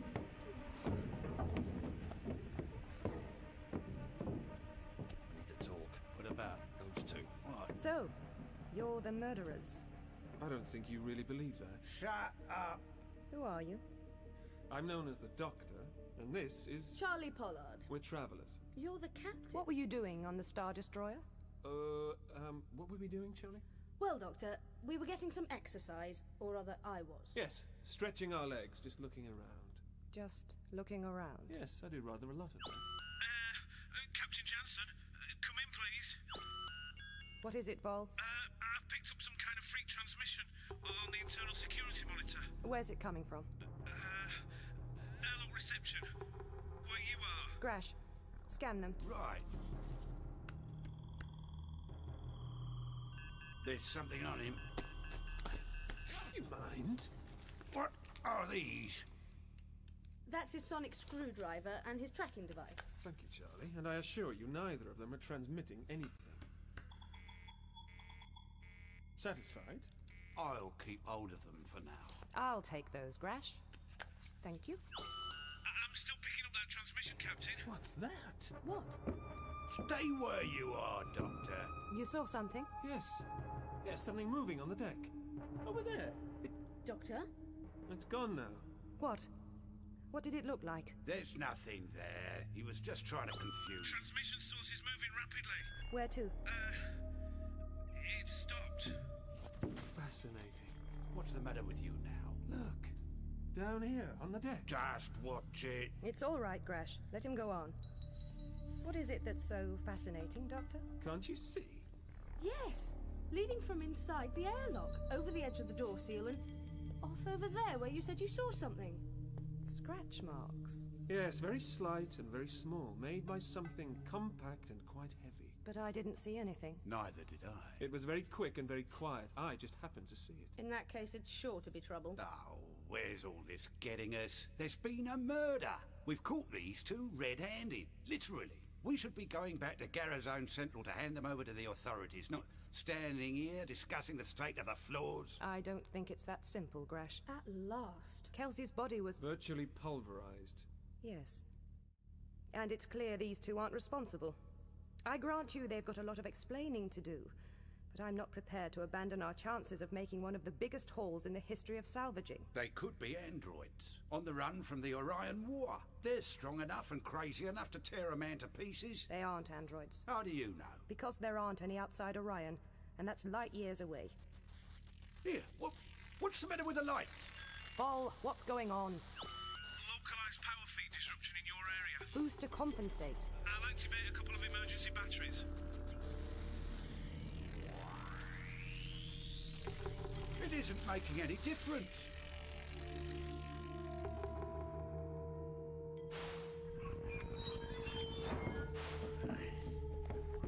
Put him over here, on the analysis table.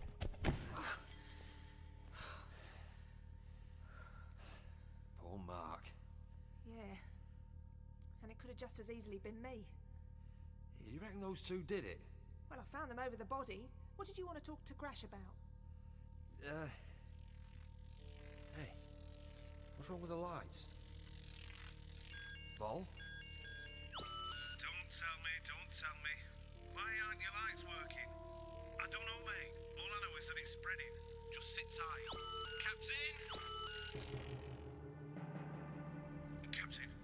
it's spreading all over the ship. I've cut in all the emergency batteries, but the power just doesn't seem to be getting through. Can you isolate the fault? I don't know, ma'am. I've started in your section, but hang on a second. There's disruption on the main board. Now my lights are starting. Damn. Is there some way of accessing the power systems from here? There are maintenance hatches all over the ship. Can you show me the nearest one? What are you doing, Captain? Can't be responsible for this, can I? Even if you do think Charlie and I are capable of suddenly transmogrifying into superhuman psychopaths, I don't see how you can possibly deduce that we're causing this power disruption. It's this way, Doctor. All right. Move. Here. Look at that. Someone's burnt a hole in the hatch. Are you going to blame us for that too? And look here, leading to it. More of those scratches. Yeah, but wouldn't we have seen a flash or something? I mean, if someone had shot a hole... Not if that someone was incredibly small, and the weapon was a powerful, highly focused... Death ray? I was going to say energy beam. Same thing, isn't it? Ah! Too hot to get your hand through? Hasn't someone got a key to open it? Yes. Thank you.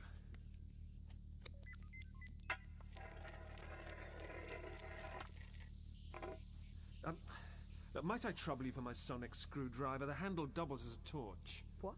She's astounded by your genius, Doctor. Here. Thank you. Now then, let's have a look. Ah, there we are. Yes, you see, the impact of the beam has melted these upper cables. Some of them are still molten. Now then, what have we got further down? Yellow and black cable? Life support. Well, that's been left well alone, which is interesting. Why? Well, because if our intruder has a high-intensity weapon, it could easily have severed the life support cables. You mean it doesn't want to kill us? Well, how come the power disruption is spreading? Whatever it is must be moving fast. Whenever it gets to a new hatchway, it must employ its weapon. And burn through another section's power cables. But where is it heading? I don't know, but we're going to the flight deck. Use your personal communicator, Grash. Tell Ike and Chev to meet us there.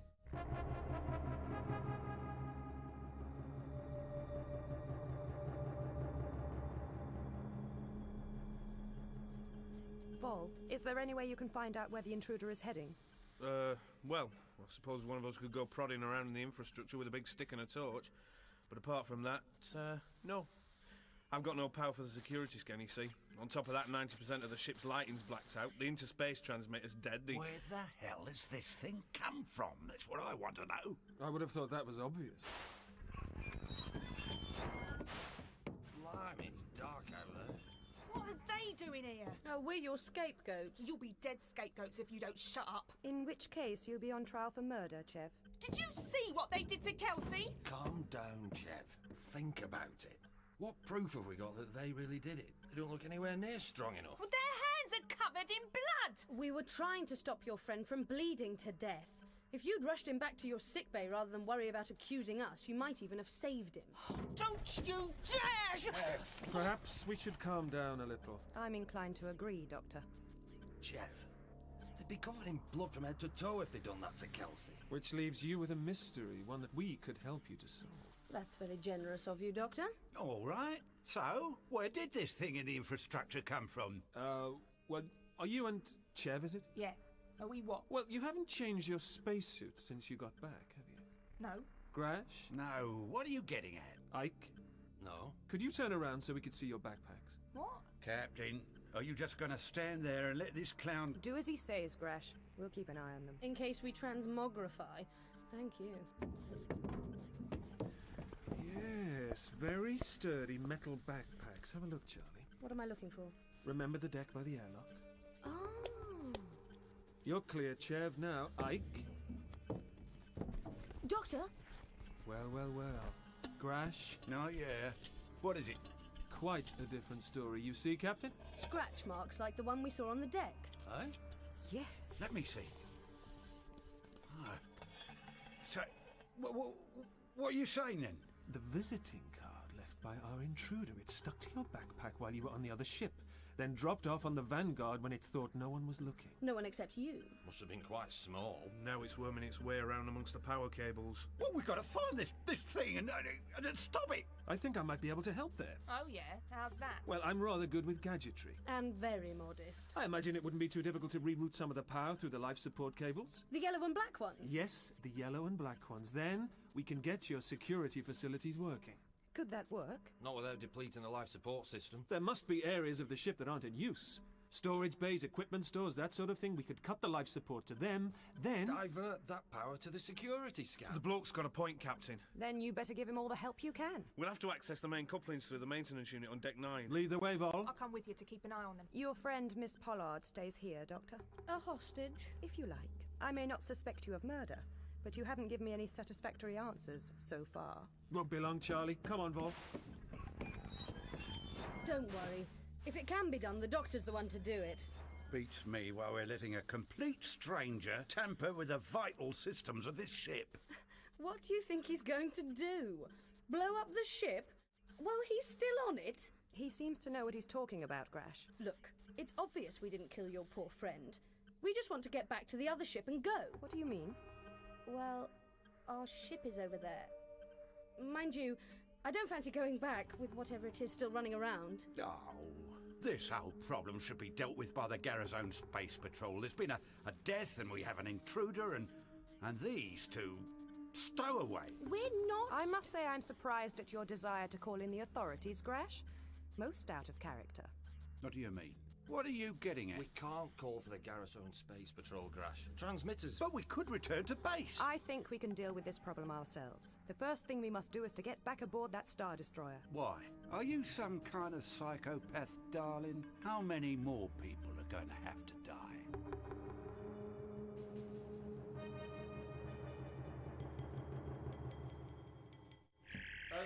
Can you get me a bit more power, Vol? I could shut down the sick bay. I suppose poor Kelsey won't be wanting any more air. No, I suppose not. Did you know him well? What were you doing on that ship, Doctor? Discovering, not murdering your poor friend. As a matter of fact, I'm rather keen to get back there. Why? It's where I parked my transport. Ah, there we are, Vol. That's it, Doctor. Securiscan's back online. Anything? Not yet. She's just running up to power. What do you think it is? Over there, on the ship. Something pretty nasty. And something to do with our miniature friend currently rooting around the Vanguard's power systems, I'm worried. What have you picked up, Vol? A signal. Something's transmitting a signal at the stern of the ship. Same as before? Exactly. The Doctor's as good as his word, it seems. Whatever it is, it's transmitting to the Star Destroyer. Have you noticed where it is, Ike? Yeah. One of the stern compartments. Well done, Doctor. I trust you've been well treated. She has. Yes, it's been my little home from home. What do you make of that signal, Captain? It's being beamed directly at the Star Destroyer. We must get over there and find out who or what it's talking to. Oh, yeah. I'm sure you're very anxious to get back to your ship and escape. What? I didn't think there was any harm in telling them. I assure you, Captain, that I have no intention of merely running away and leaving you in your predicament. I'm sure you haven't. But just to be certain, Miss Pollard will remain here. Right. I have one volunteer for my recon crew. I beg your pardon? I share your desire to solve this mystery, so that I can get on with this job, Doctor. So, who's joining us?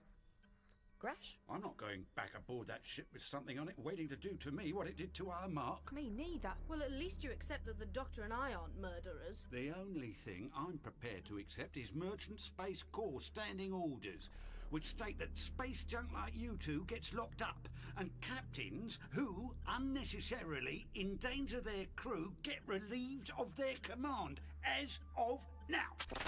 Put the gun down. Shut up! I'm working by the book here. I think he's right, Captain. Ike, Paul, to your stations. Get your rears into gear. Engage main drive. Get it out of here. Oh, look, Grash, I know how you feel about Mark, but couldn't we all just... Ike, tell your mate to shut up and do as he's told. Vol, just... All right, all right. You've officially taken command, Grash? Yeah. I'll put it in the log. I take it you're backing me. Yeah, of course, sure. Family loyalty. Setting course for Garazone Central. Powering up thrusters. Now.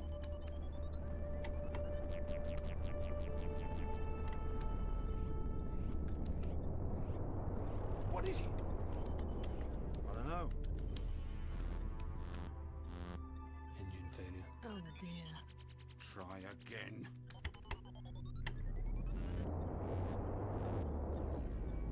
No response. Look at the security scan.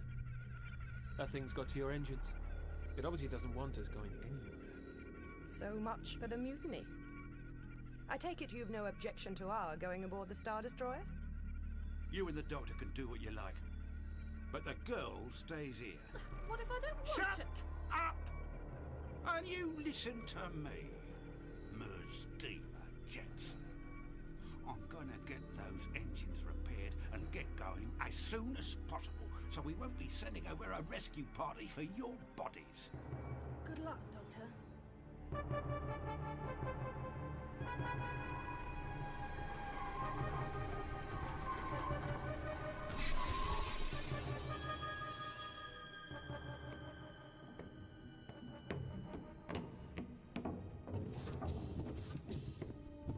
Why didn't you come over here earlier? Not my job. But you're here now. You're very driven for a scrap ship, Captain. Driven? Have you any idea how much this kind of ship is worth in salvage? And precisely what kind of ship is it? You do realize that's probably whoever killed Mark.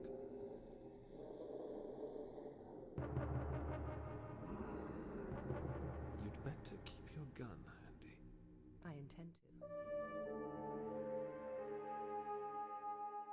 So they're the goons from the shop. Yeah, that's what I'm saying. If they're customs and excise, why haven't they shopped you to the captain? Yeah. Why haven't they said they recognise you? I don't know. Undercover agents, maybe? Doesn't make sense. What are we gonna... Oh, stop whining. Just shut up and let me think. You do realise they could blow our whole business operation wide open. Don't you think I know that? I've put her in the old quartermaster's office. Seems happy enough. Well, Vol, you can fetch her right back out again. Eh? I want you and Ike to get down to the engine room and start repairing the main drive pronto. But what about that thing down there? It could be, you know, hostile. Which is why they'll be taking the girl with them. You can use her as bait. You wouldn't. Why not? If she is customs and excise. What? Trap shut, Vol. Well, get a move on, the both of you. I am the captain after all.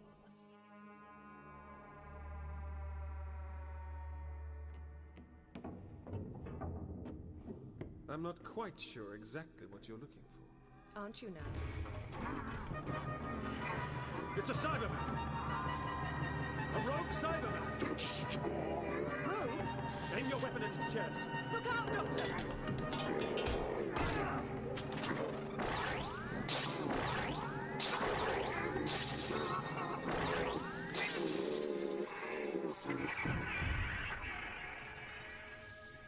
Are you all right, Doctor? Just a glancing blow on the head. Oh, do I look all right? Well, you're in considerably better shape than the Cyberman. Let's have a look at it. I wonder what it's doing here. I thought they were supposed to be extinct. You've heard of them, then? Yes. I majored in galactic military history at university. How studious. And now you're chugging around in a scrap ship. Bit of a come down? If you say so. Now, let's get this faceplate open.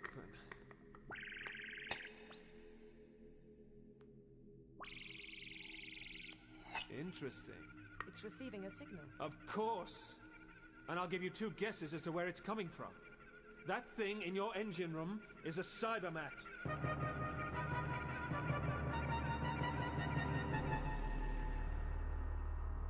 Open the door, Vol. Keep your gun handy. Right.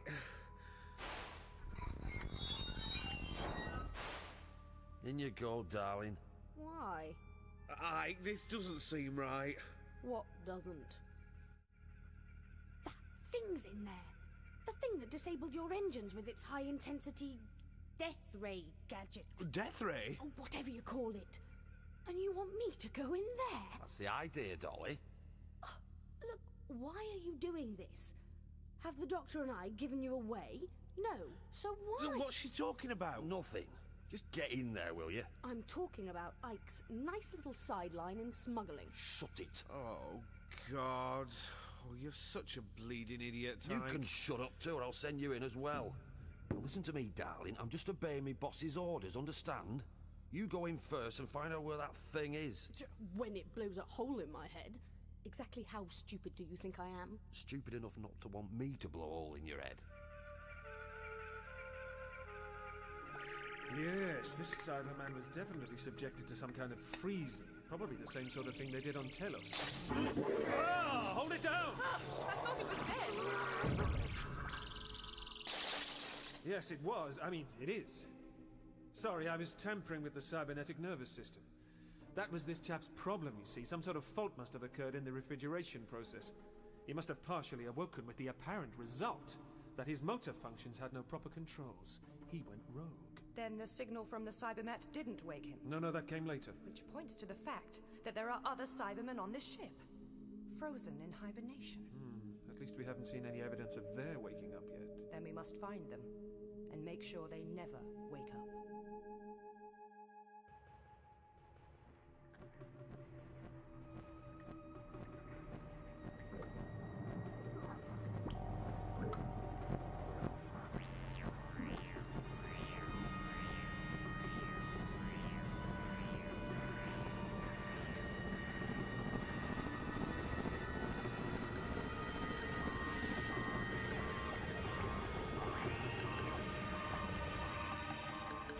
Is low.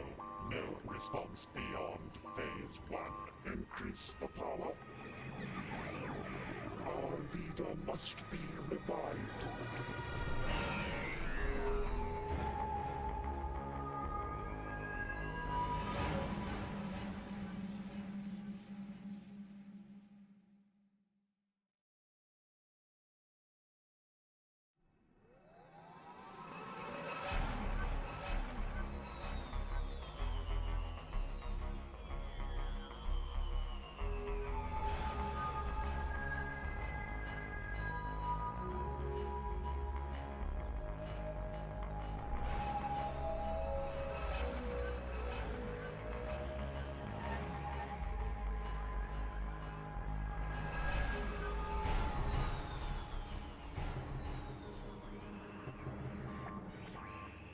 Power is low.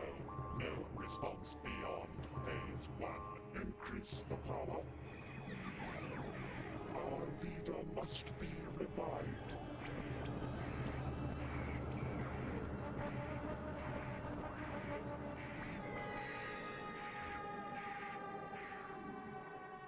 Emergency cutout has activated. The Cybernet is still signaling. You two will proceed to the human's ship. I will remain here and repair the systems.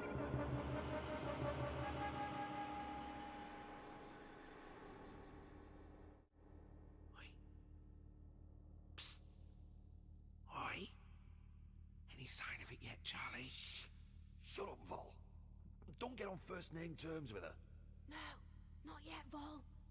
I don't even know what I'm looking for. Oh. I think I'm looking right at it. Anything on your tracker? I think so. Large chamber up ahead.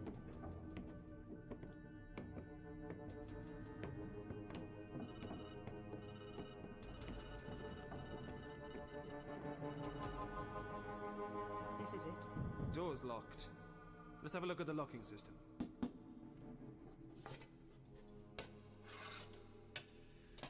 Not very helpful. All the control mechanisms are burnt out. They must have been subjected to some kind of massively disruptive energy burst. Like an ion storm? They're pretty common in the Garazone sector. Yes, of course! No wonder the hibernation unit malfunctioned. It's a wonder it didn't knock out the emergency lighting cells as well. Well, I suggest we attempt to force the door. You must be stronger than you look. What do you mean? It's just looking at her. It just is. Maybe it's waiting for orders. Maybe it's never seen a girl before. Shut up, Vol. Wait until it kills her, then blow its head off. It hasn't got a head. It looks like a sort of, a metal worm. Oh, shut up, Vol. What if it doesn't kill her? Then you kill her, and we'll say it did it. I can't do that. Will you two stop chatting and do something, please?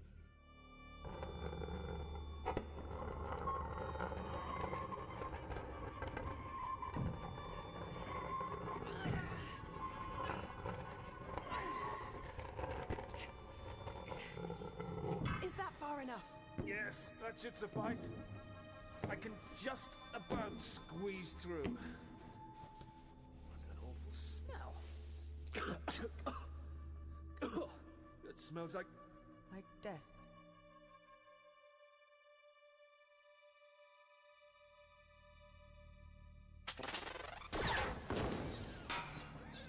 Got it! Oh, thanks. Thanks, Vol. You weren't supposed to do that. Just can it, tough guy. Oh, thank God you're a good shot. Yeah. Oh, blimey. Look at the mess this thing's made of the engines. Burnt right into the main drive units. Oh, we'll never repair that. They must have done it by now. Yeah, if they know what's good for them. Crash to Ike. Come in. Ike here. We got it. And the girl? Ike? Still alive. Oh, you useless piece. What the hell's that? Chev? Security scan. Someone's trying to open the airlock. Ike, get the bleeding engines fixed or I'll fix you. We can't. That'll be Jansen and the doctor back already. Oh, damn. I thought we could at least pin desertion of her post on that stuck-up cow. Jam the servo. No power to the security locks. Come on. We'll get down there and put pay to any ideas she might have of getting off the hook.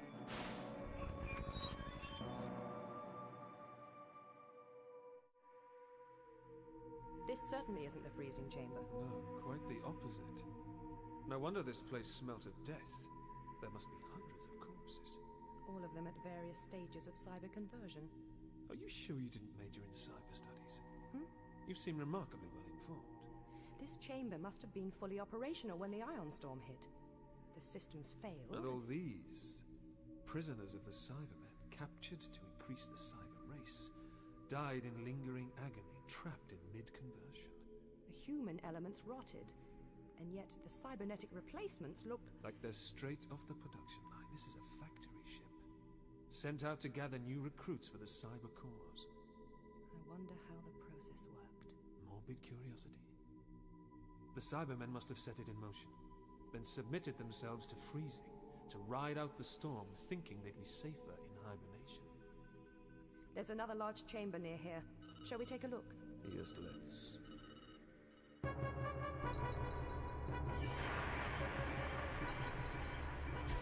Airlock's already pressurising. Should be through any second. Listen to me, Jansen. Chev and I are armed, so come out with your hands up. You'll be confined to quarters. Do you understand? Not like her to miss an opportunity to make some smart comment. Yeah. Well, I've taken the wind right out of her sails, haven't I? She knows when she's beaten.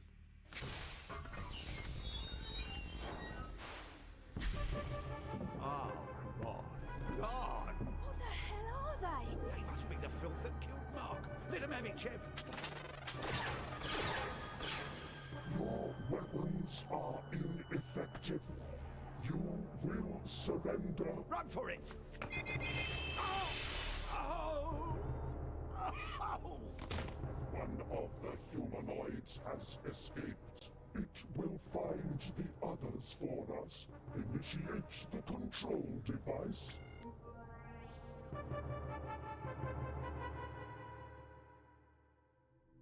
This way, Doctor. What's that noise? I'm reading an energy discharge about 5 meters ahead. Turn that off. Let's take a look.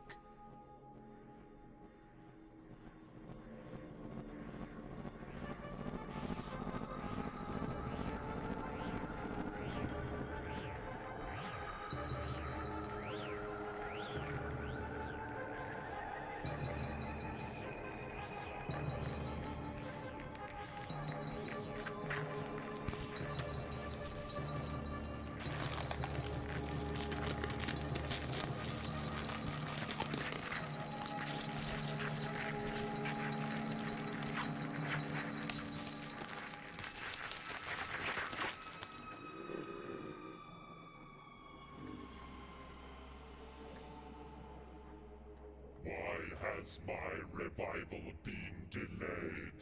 There was a systems failure caused by an external influence, leader. Then it must be corrected. What was the reason for the activation signal? A ship is drifting alongside. Its crew must be captured and cyber-converted. Continue the revival program. Yes, leader. Now we're really in trouble. We've got to find the TARDIS. TARDIS? My ship. It should be safe to re-enter it by now. Safe? Come on. It really does look like a metal worm, doesn't it? Do you think it were alive? I don't know. But I don't think you should be touching it, Vol. Oh, come on. I blew the nose right off it. See, stone cold. Oh, ah! Put it down, for goodness sake. Here. Wait a minute. It's harmless now. I must have destroyed the weapon. Quite cute, isn't it, really? You two stop playing with that damn thing and help me with the engine repairs. You'll never repair that. She's a write-off. Our only option is to activate the distress beacon and sit tight. Who's that? Vol, have you got the engines fixed yet?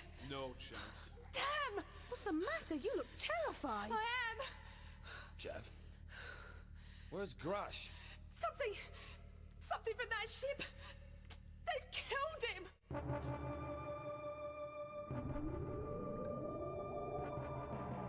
Security systems now operational. What is that? 2 humanoid intruders are present on this ship. They must be captured. This way. Are you aware that your ship gives off a very unusual reading, Doctor? That's because there's nothing at all usual about my ship, Diva, and if you gave me back my tracker, I could show you an even more unusual reading. Nice try.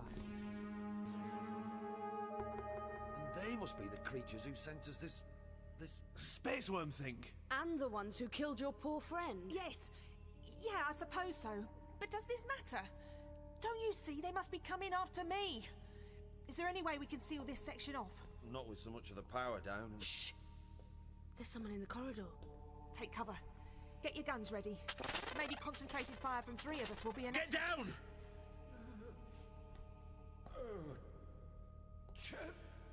It's your friend Grash. Grash? Grash! But they killed you! Did you notice that they were reviving Cybermen one at a time? Yes. Could it be some kind of emergency measure? Yes, which means that they haven't fully reactivated their... Doctor, I'm picking up movement. Close by. Let me see. Moving towards us. Cybermen? Cybermen, how close to... Resistance is useless. Ah, that close. Blocking our way back to the TARDIS. Quick! We'll have to make for the airlock. Run!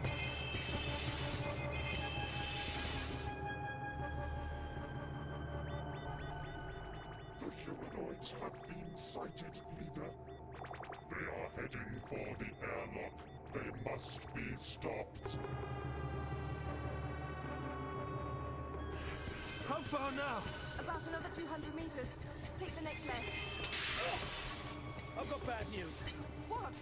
Cybermen run faster than people. There's the airlock. Are you all right? Just a little singed. Get your helmet on and help me open the pressure door.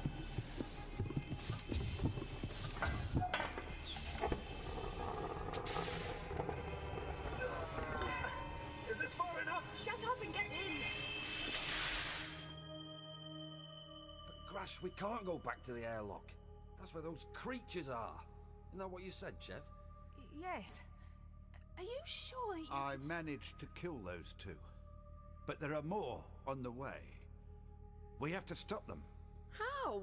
With what? Jeff said your guns Look, do you all want to die? Well, come on then.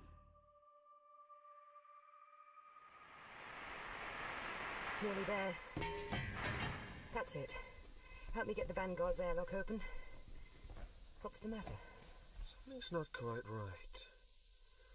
Did you notice how those Cybermen on the Star Destroyer seem to give up?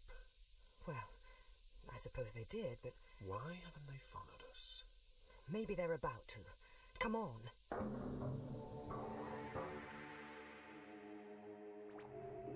The 2 humanoids are re-entering their ship. Our warriors will be waiting for them.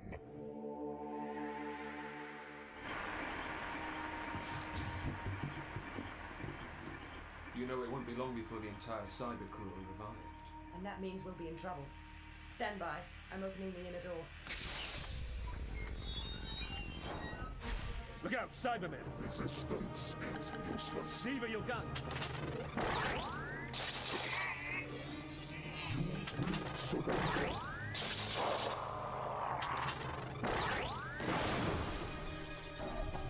Exceptionally good shooting. What specifications is that gun made to? Doctor! Captain! Doctor, what's going on? Grash, I thought you said... What's the matter with him? He's out cold. I gather the mutiny is over? I thought as much. What are these creatures? Cybermen. Oh. What? Androids? No, they were humanoid creatures, much like you once. But their civilization developed a penchant for cybernetically improving upon the weaknesses of the flesh. What, you mean the Sort of bionic? Unfortunately, it isn't that simple. They turned the burning light of their technology on something they felt was holding them back. Their dress sense? Emotions. Some say they surgically removed their souls. And now, well, let's just say they suffer from something of a superiority complex. They won't rest until they have cybernetically converted every last sentient being. And that ship over there, it's one of theirs. It's full of them. They've got a chamber on board which they use for converting humans into Cybermen. Which is where we'll all end up if we don't start fighting for our lives. Oh, good. Did you deal with the Cybermat? Cyber... A? You mean that metal worm thing? Vol blew its nose off. It's harmless now. Good. Yeah, but it wrecked the main drive before we got to it. Then we're stuck here. The first thing we have to do is jam the airlock controls. They'll know we've killed these two Cybermen, so they'll be sending reinforcements. Agreed. Vol, disable the airlock servo mechanisms. You don't have to ask twice, Captain. Ike, Chev, take Grash to his cabin. Aye, aye, Captain. Vol, take the Doctor and Charlie to the flight deck when you've finished here. Where are you going? The Captain's work is never done, Doctor. I'll meet you on the flight deck. I wonder what she's being so secretive about. I wonder.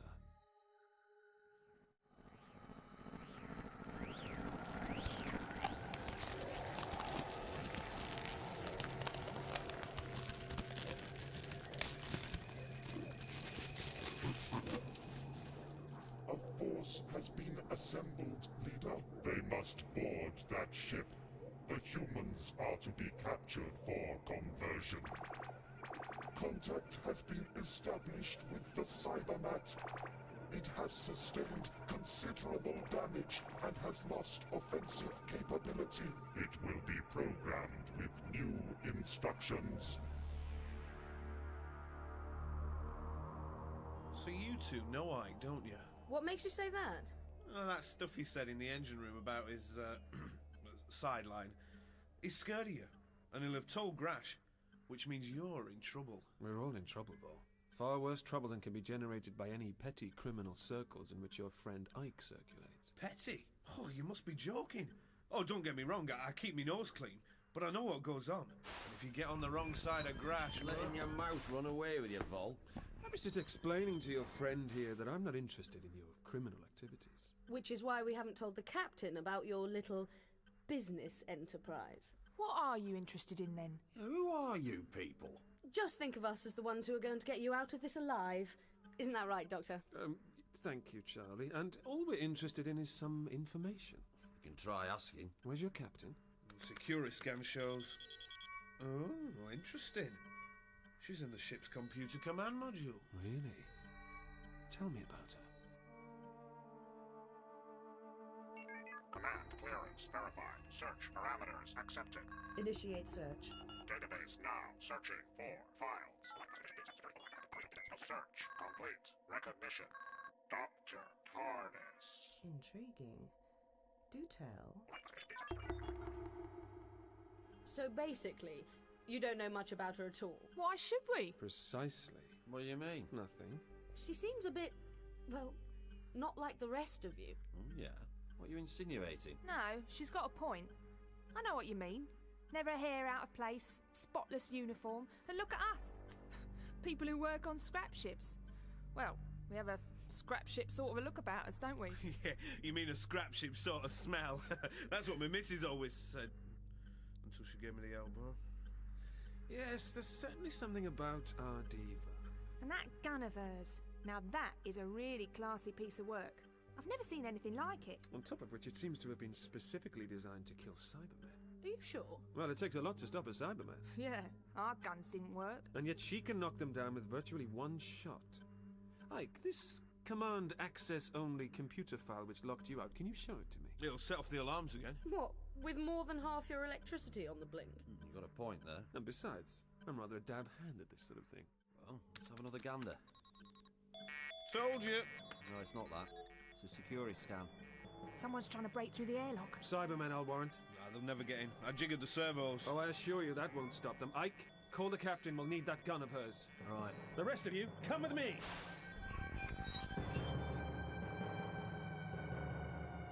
In conclusion, archive, database, information suggests person using alias Doctor present in different time periods is known to cyber race.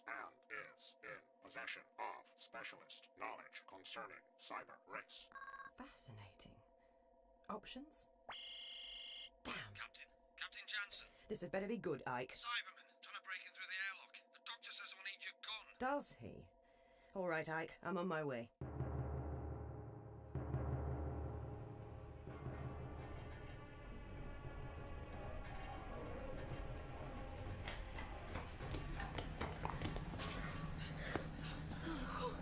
Sounds like they're gonna smash it open.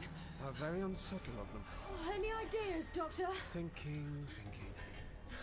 Well, what are we just standing here for? I don't want to be turned into a Cyberman. He's thinking. Oh, great! Is there an observation port? Yeah, why? Open the shutter. I want to see what they're up to. Vol, Right. Uh-huh. they're trying to get in. Wasn't that obvious? Doctor, what are you doing? Oh, sightseeing by the looks of it. Ma'am, couldn't we just open that door?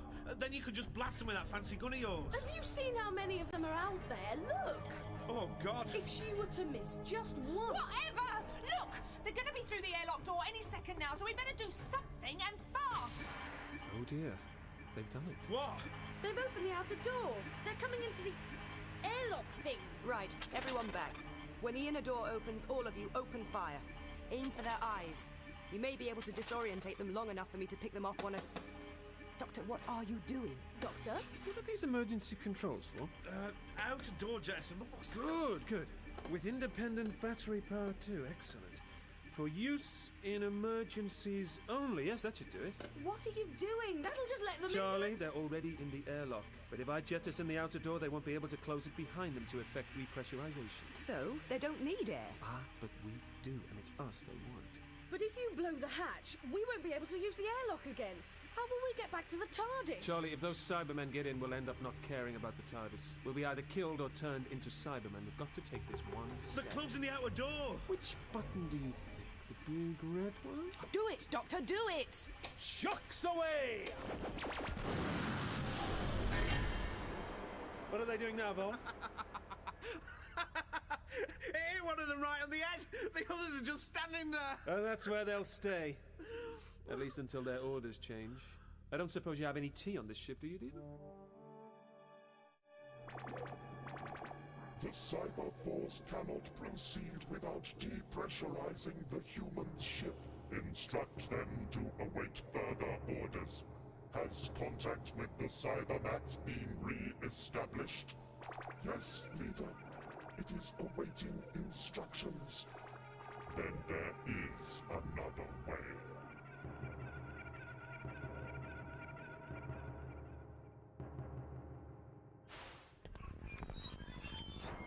Put the kettle on, Ike. What? Do you have any tea? Tea? A refreshing brew. Oh, we've got some G-Fresh patches if you want some. Oh, sounds rather unpleasant. Flight deck to Chev. What are the Cybermen up to? It's Vol, Captain. Nothing much. Just standing there looking at me. Do I have to keep the shutter open? Yes. Where's Chev? I told her to stay with you. She's gone off to see how Grash is. How touching. Report in if anything happens. Well, it appears we're safe, for the time being. Now there's something we've overlooked. What? Well, is Grash usually in the habit of just passing out? No, but he was shot by the Cybermen. Well, that's what Chev said. But then he turned up, looking perfectly all right, didn't he? He said he'd killed those two Cybermen. But he hadn't, had he? No. He wanted us to go back to the airlock. Oh, God. If you and the captain hadn't arrived... The four of you would have ended up just like Grash. What, unconscious? No, subjects of cyber control. Cyber control of human subject re-established. Issue instructions.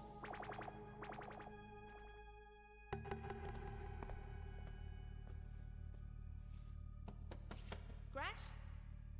Grash, it's Chev. You all right in there? Do you mind if I come in?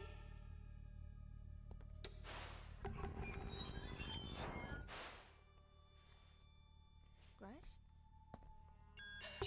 Chev, where are you? I'm in Grash's cabin.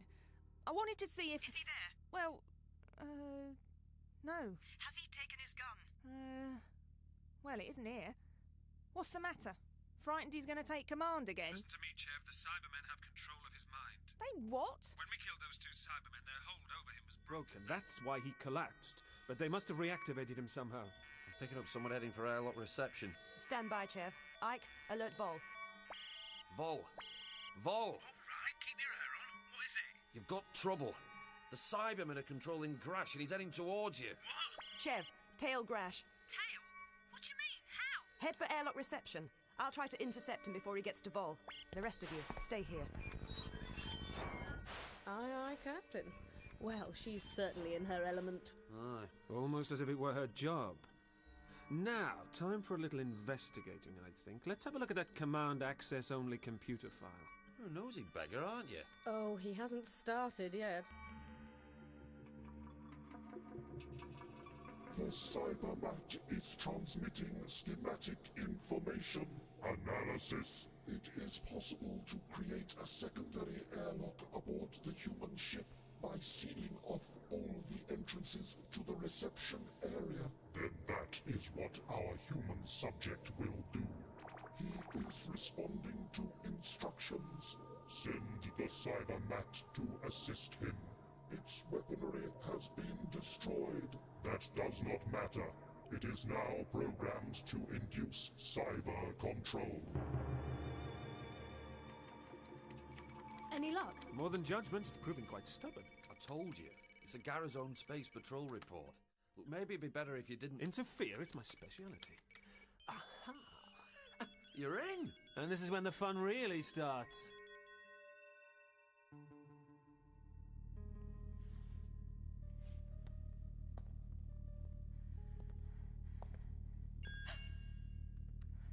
Chev, is that you, Captain?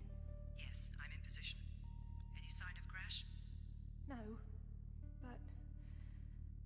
What? I think something's following me. Cargo loader Silver Jackal. Diggly and Thinnis. You knew the crew? Yeah. Went missing. Part of your little business arrangement, no doubt. Well, now you know what happened to them. Proof positive that crime doesn't pay. Is anyone interested in this? Silver Jackal located drifting at coordinates 56, 97, 45. That's pretty near here. Crew not aboard. Large unidentified alien craft located at coordinates 56, 97, 42. And that's just about where we are. Coordinates and full image scan transmitted to military intelligence. Stephen knew exactly where she was heading. Oh, not another security block. Tellurian security, Orion classification D7. Most secret. Why did you turn it off? I didn't. Just shut itself down. Maybe it's just as well. That's military stuff. If anyone ever finds out... Then what's it doing aboard a civilian ship? You've got a point there. Orion classification D7.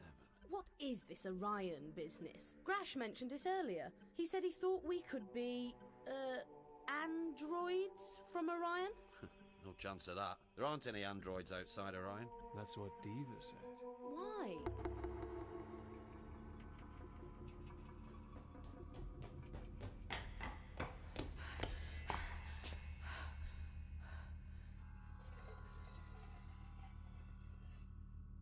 Grash? Grash, is that you?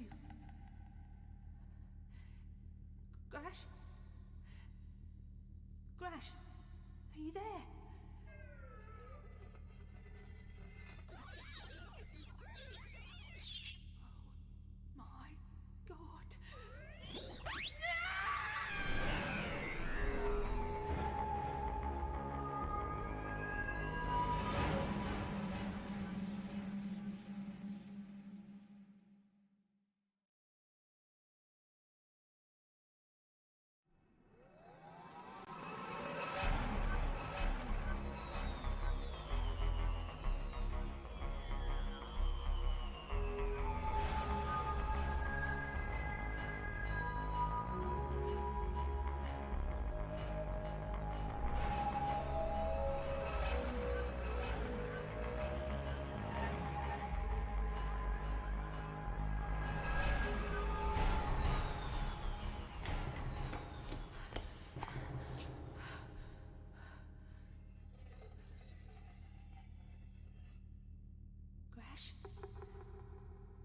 Grash, is that you?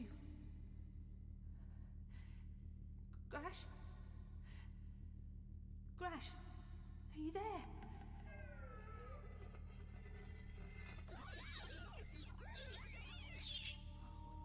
Oh my God.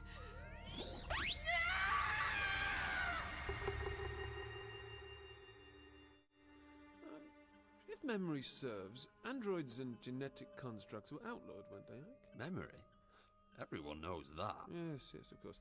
Although I have to confess we've been a little out of circulation of late, haven't we, Charlie? I suppose you could put it like that, yes. Yes. Something strange about you two, isn't there? Why are we talking about the Orion War, anyway? Bear with me, Ike, bear with me. So the androids were outlawed? They outlawed themselves, if you ask me. What do you mean? Well, it started getting, well, uppity, demanding rights, saying they were as good as people, real people. Fair. Then they started forming their own tribunals, producing reports on maltreatment of non-human employees. And this led to a war? Yeah. Earth authorities told them to pack it in or face the consequences. Yeah, there were some ugly scenes, demonstrations, riots. The trouble was, when it all kicked off, the military had no way of telling the difference between people and androids.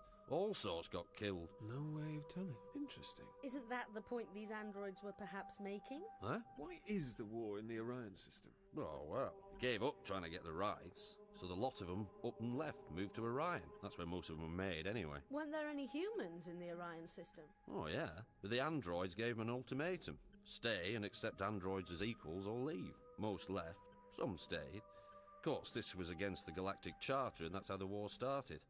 About 8 years ago now. Nobody's winning. It's a nasty business. Slight. What's the matter, Doctor? I thought I saw something on the main viewport. I can't see anything. No, there was something in the distance. It's gone now. If I had some decent power levels, I could do a proper long-range scan. Never mind. Just show me where this command computer module is on the security scan. You're not thinking of... I am indeed. I think your captain's up to something. I think she knew all along that this cyber ship was out here.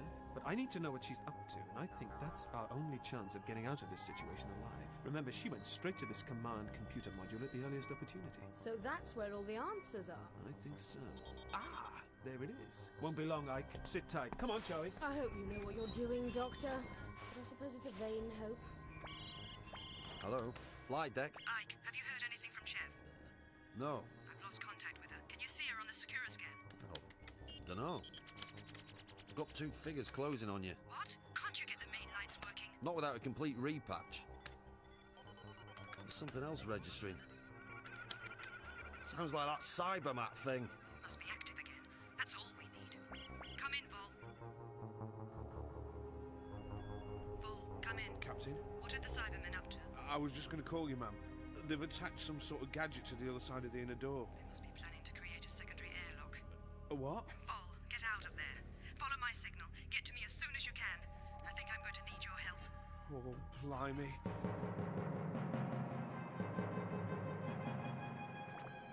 Two humans now under cyber control. When the reception area is sealed, instruct the cyber force to enter the ship. Where to now? The next left, I think. Oh. Yes. Command computer module. Now. Sonic screwdriver? Sonic screwdriver. Do your worst.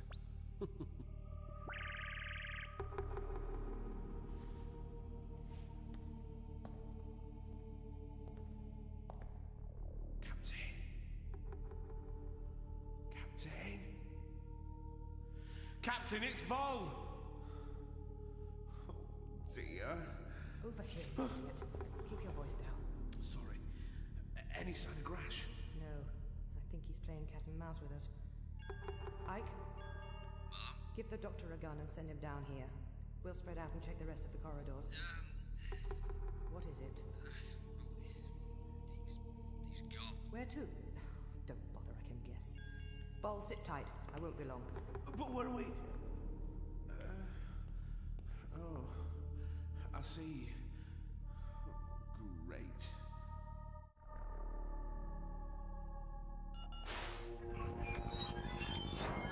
At last. Impatience isn't a virtue, Charlie, and considering that was a pretty secure lock... What's the difference between this computer and the one on the flight deck? Well, this is a sort of secure server. Well, it's like keeping all your most secret documents in a big safe. Well, how will you know the correct combination? Good point. I imagine only the designated commanding officer can get access to it, but I live in hope. How many secrets can you have on a dust cart, anyway? Well, I don't know.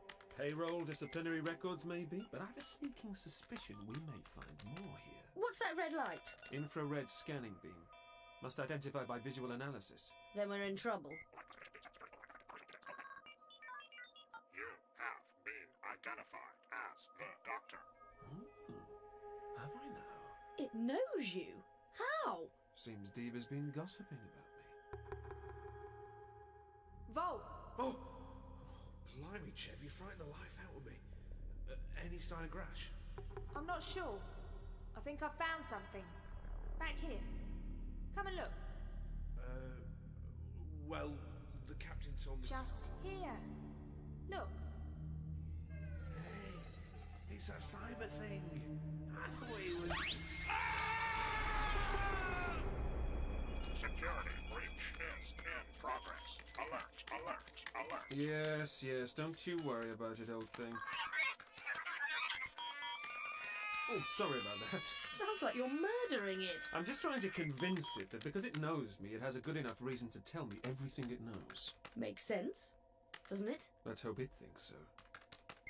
Now, are you going to talk to me? You have attained security clearance, but you have no security rating. I know, confusing, isn't it? Nevertheless, you won't be able to stop yourself telling me all about Orion Classification D7, will you? Well, it was worth a try, I suppose. Orion Classification D7 Security Override effective. Operational details. Code name Sword of Orion. Very poetic. Spill the beans, please. Earth Security Operative. CGH-5/14 to assume identity of Merchant Space Corps Scrapship Captain Diva Jansen, deceased 300507. Assume identity? She's an imposter then. Maybe she's some sort of spy. Apparently. Continue. CGH-5/14 to assume command of Scrapship Vanguard. Locate Star Destroyer. Reference pre-flight report. Sightings logged by Scrapships Intrepid, Magenta, and Bulldog. Reference Security Intelligence Report 635A8912B. Military Stratagem Department. Historical Analysis. Prognostication. Star Destroyer originates from planet Telos. Estimated date of launch coincides with reported hibernation of cyber race on Telos. Apparent function of Star Destroyer. Activate hibernated cyber crew when contact with humanoids confirmed. Purpose, cyber conversion of humanoids. State purpose of Operation Sword of Orion. Confirm military value of Cybermen in order to... Doctor! I think that's enough snooping, Doctor. Oh, hello. Tell me, what do your friends call you? CGH or just plain 5/14? Shut up. So what are you going to do now, kill us? You're in that report too, Doctor. How come? Seems you're quite an expert on Cybermen. A number of the reports on their activities contain references to you. Who or what are you? Confirm military value of Cybermen in order to what? It seems I may need your help. To recruit the Cybermen to help you win your pathetic little war against the androids in Orion? I don't think so. Captain Jansen. Sorry, she is in fact dead. What? Go ahead, Ike. The Cybermen are boarding the ship. As far as I can gather, Vol, Chev and Grash are letting them in. All right, Ike, don't panic. Just get an Atmos suit on and wait for us to come to you. Secondary airlock established. Closing outer door. Repressurizing.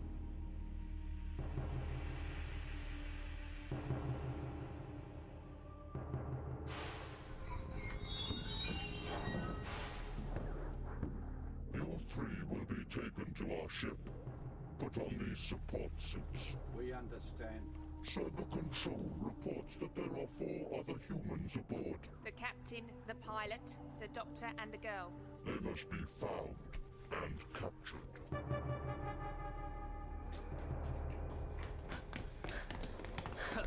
I I majored in galactic military history. You were briefed, you mean, and I fell for it. Save your energy, Doctor. How on earth are you going to convince those things to fight for you?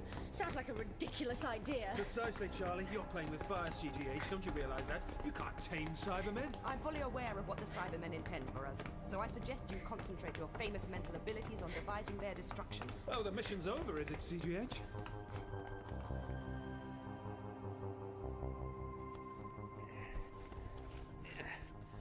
Right. That's it. Hey. What was that? Doctor was right. There is something out there in space. Yeah, Doctor, you were right.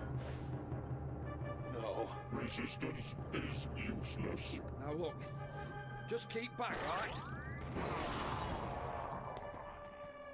All right, Ike? Yeah. Blimey, I thought I'd had it then. There's more of them coming down the corridor. Get the door shut. Yeah, Doctor, you know earlier when you Earlier? When do you mean? Never mind that. What are you doing? Emergency Atmos suits. Put them on, quickly. We have to find an alternative way out of the ship. What for? We're taking a spacewalk over to that Star Destroyer. Joking? I don't usually point guns at people when I'm joking. She's serious, Ike. She's an Earth security agent here to win the Orion War with Cybermen. Huh? Get down! Resistance is useless.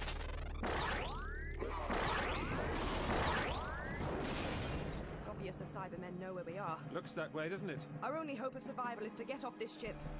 And that viewport is as good an exit as any. Helmets on, everybody.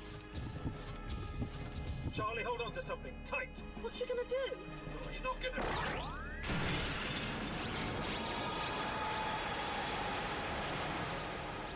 Hold on! Wait for depressurization!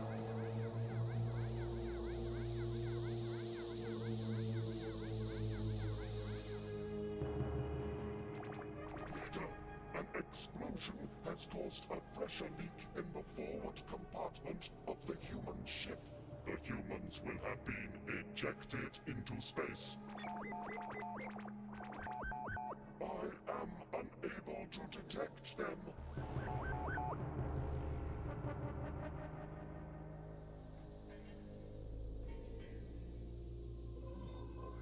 God.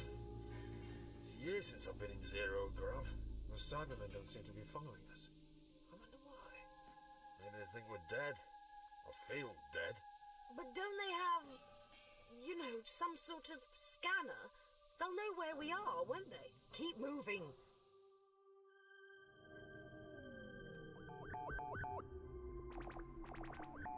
The security scanner is malfunctioning. There is an external influence.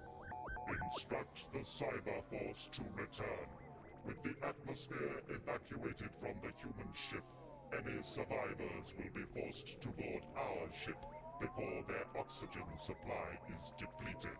Yes, Leader. Have the conversion chamber activated. There he is again. What? I was trying to tell you earlier. Cut the conversation. I want to get to the transcom aerial. We should be able to make it to the cyber ship from there before our air runs out. Wait a minute. This could be vital. I'm not having a discussion, Doctor. Well, maybe you should. It strikes me you need all the tactical input you can get. There, look! I see it. Aha. What is that? It looks like a sort of pulsing star. No, it's what I caught a glimpse of earlier. Look, it's getting bigger. Didn't you say they were rather common in this system, Diva? It's an ion storm. That's bad, is it? No.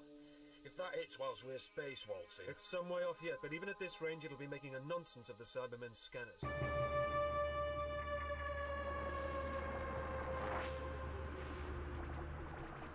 Computer analysis has identified external influence as an ion storm, similar in size and intensity to the one which crippled our ship while we were in hibernation. Cyber conversion of the humans must take place as soon as possible. The processes must be completed this time. Yes, Leader. All security scanners have been rendered useless by ion interference.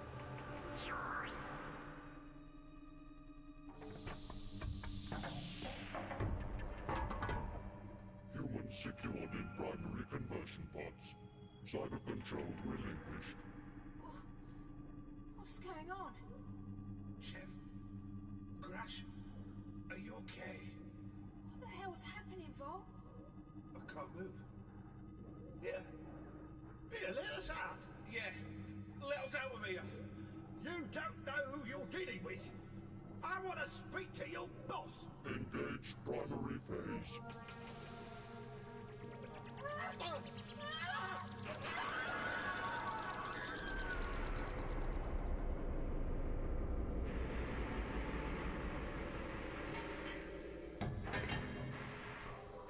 Kill those jetpacks. Rather fun, huh?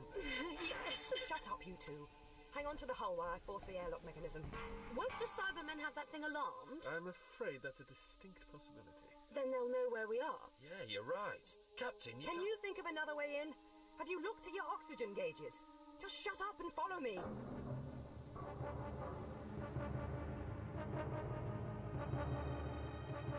As soon as we get the inner door open, I suggest we go straight to the TARDIS. Sounds good to me. And why should I want to do that, Doctor? Oh. Resistance is useless. I think he's right. There are too many of them for us to start the shooting. I must see your leader. Take me to him. What are you talking about? You are to be cyber converted. He'll want to see me. Why? I have a proposition for him. And this is the Doctor. Do you hear me? The Doctor. He's important to you, isn't he? I'm disappointed in you, Diva. I really am.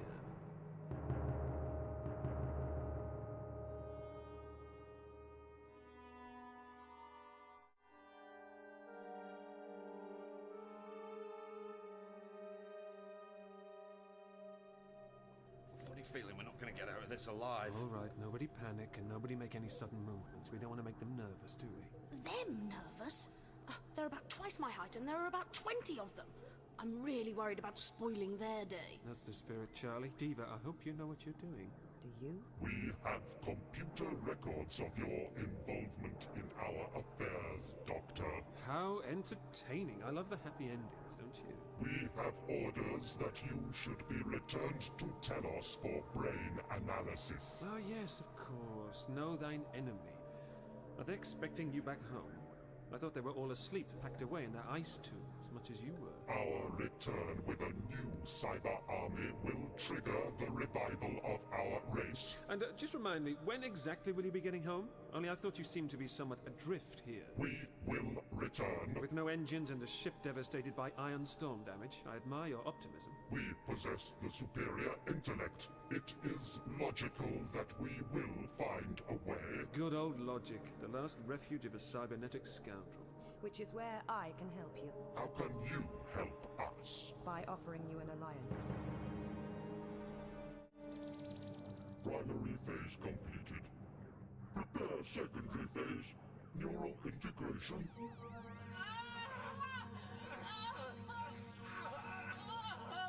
Chev!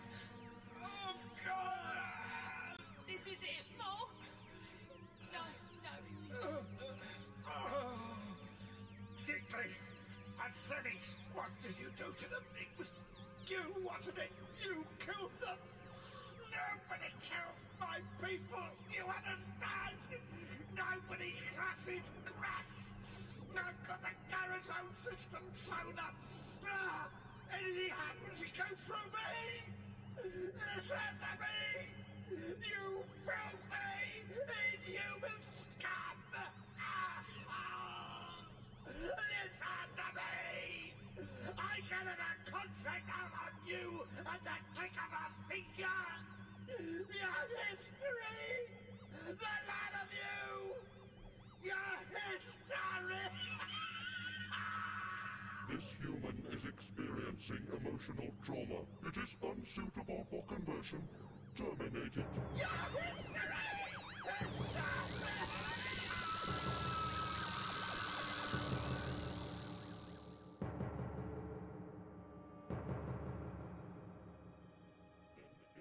return for our military assistance in your Orion War, you will effect the repairs to our ship. Those are the terms I'm authorized to offer. Blimey. You lot would certainly give them androids a kicking. Wouldn't know what it did to them. Of course, the Cybermen would become the sword of Orion, ACGH. Cutting the androids down to size. What an easy solution to a problem entirely of mankind's own making. I don't understand you people. If you created these androids as intelligent beings, then why not treat them with some respect? You better up sticks and go and live with your fake mates in Orion, Dolly. You're just a bigot, aren't you? No better than the slave traders. I see what you meant, Doctor. The future of human society in all its grim and grimy glory. Supporters of the android hordes. You do surprise me. It's not a question of taking sides. Perhaps I'm being naive, but shouldn't humanity face the consequences of its technological conceit, rather than dig up some inhuman menace from history to do their dirty work? This moral discussion is irrelevant. Yes, all moral discussion is irrelevant to you, so just listen for a moment. Secure him. Oh. Let him go! Silence. Take these humans to the conversion chamber. The doctor will be frozen. What about the Earth Alliance's proposition?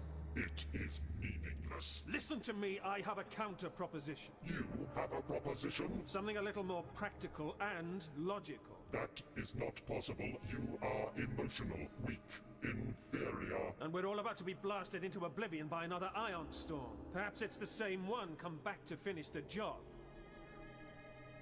I see I have your attention, which means, logically, that you must have detected the approaching ion storm. I'll take that as a yes. So tell me this, Cyber Leader, what exactly is it that makes you think this ship isn't going to be ripped to pieces by the storm? Last time you were hit, virtually every vital system aboard was wrecked. You hadn't been able to reactivate your main drive because, logically, you would have left by now. You have no interspatial weapons capability because, logically, you would have taken a few potshots at the Vanguard. And I know for a fact that you've had to revive your warriors one by one using some emergency procedure.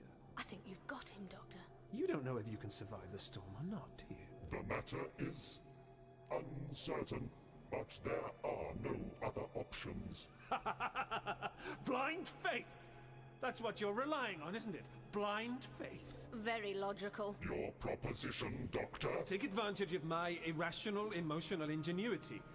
Using power from my ship, I may be able to rig up some kind of defense screen which would disperse the power of the ion storm. In return, you must release us and the humans in the conversion chamber. Congratulations, Doctor. He's thinking about it. I think the idea has a certain logic to it. Oh, what the hell was that? It's the ion storm, isn't it? The outer arms are just beginning to find their mark, Cyber Leader. Status report. Well, don't take my word for it, then. Leader, an ion field is enveloping the rear section of the hull. Activate emergency shielding. Power unstable. Levels below operational effectiveness. Stabilize power immediately. Confidence fading a little, is it? Where is your TARDIS, Doctor? Release these people and I'll take you to it. Release them. Now. Down, Doctor! What are you doing? Run for it, now! Charlie, come on! Stop them at once. Come on! Stop them.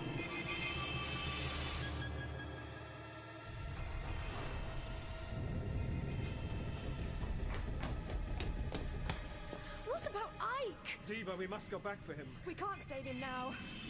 Ah! Are you all right? Yes. Where's your TARDIS? I think it's this way. You better be right. Proximity ion field has dispersed, Leader. Main body of storm is still approaching. Divert all power reserves to emergency shields. It is unlikely that shielding will withstand another encounter. Doctor was right then. This place is a load of junk. You're only fit for one of our scrap bays. Take him to the conversion chamber.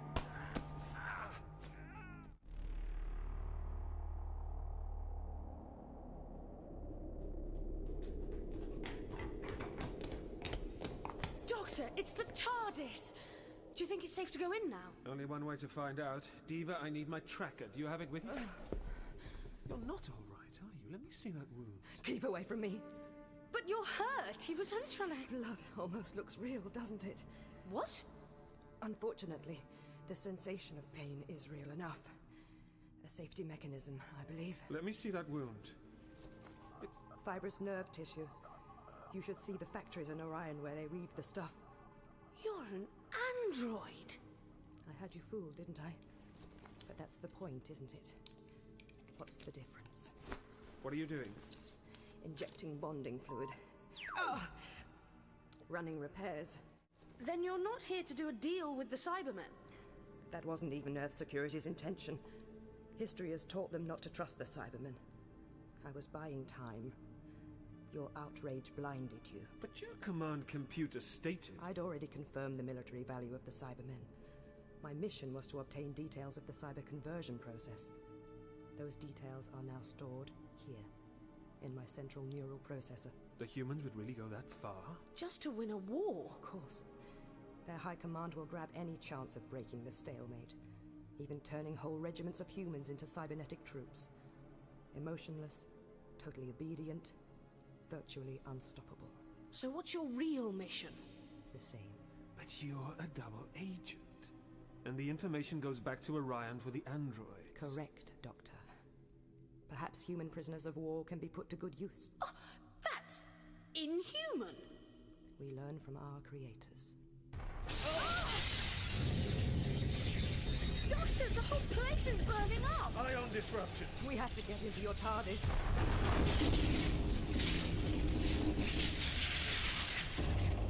Are we still alive? That's just the start of it. Eventually, that energy will rip this ship apart. Come on, then. I'm willing to try to take you home, Diva, or whatever your real name is, but there's a price of admission. Doctor, we don't have time for this. Yes, we do. Diva. What's the price? Erase the information you've stored concerning cyber conversion. You can do that, can't you? Yes. But why should I do that? Because you must know your plan can never work. If you create Cybermen, they'll not only destroy the humans, they'll destroy your people. People? You realize I can force you to take me? I could threaten to kill you. Or Charlie. Yes, I believe you can do all the things human beings are capable of. And if I do as you ask? Well, how can you be sure I've erased the information? I could be lying. I trust you. The information is erased, Doctor. Charlie, help me carry her to the TARDIS. We haven't got much. Take the girl. Oh, Doctor! Charlie! My gun! Without this weapon, you are helpless. That's very astute of you. I suppose you want to lift. You're breaking my arms! Open the door to your TARDIS, or I will have the girl dismembered. Wait! All right. Don't get impatient. Doctor, you can't let them into the TARDIS! I don't think I have much choice, do you? Emotional weakness. Open the door. I'm glad to see you accepted my proposition. There is no time to experiment with defense shielding. The main body of the Ion Storm is about to impact. You will pilot us to safety in your craft. We will return to Telos and revive the cyber race. I'm afraid that wasn't part of the deal. Oh, Doctor, it's crushing me!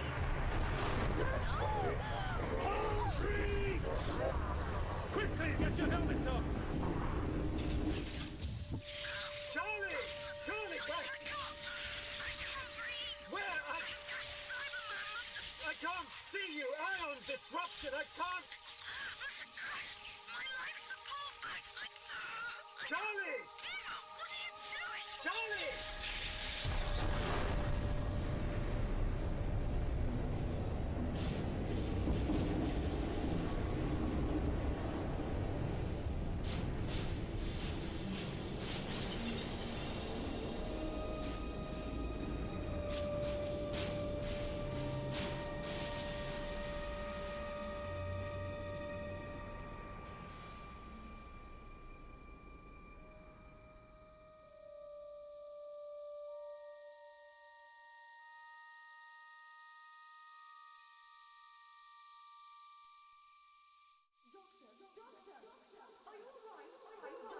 Doctor! Are you alright? Wake up! Wake up! Can you hear me? Charlie? Oh, thank God. I thought you were dead. What? Are you all right? Where are we? We're drifting in space. The ship broke up. Can you see the TARDIS? Look, it's over there. We should be able to make it using these jetpack things. The Cybermen, what happened to them? Look, scattered all around with the debris of the ship. clawing helplessly at the void. The cold will eventually shut them down in time, but where's Diva? I couldn't stop her. Stop her doing what? The Cyberman had crushed my life support pack. She gave me hers. I see. She said, trust. I think I understand.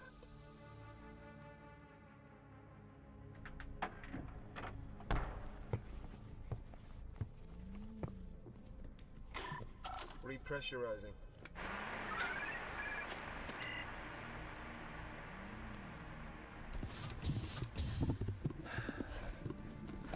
I'll go and see how Ramsey's feeling. Yes.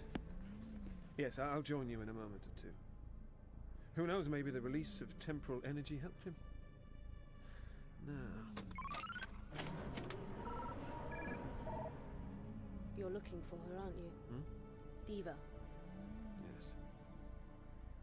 No sign of her. She's drifting out there somewhere. Androids don't need to breathe, but without her life support pack, the cold would have caused her systems to shut down. Maybe one day someone will find her and reactivate her.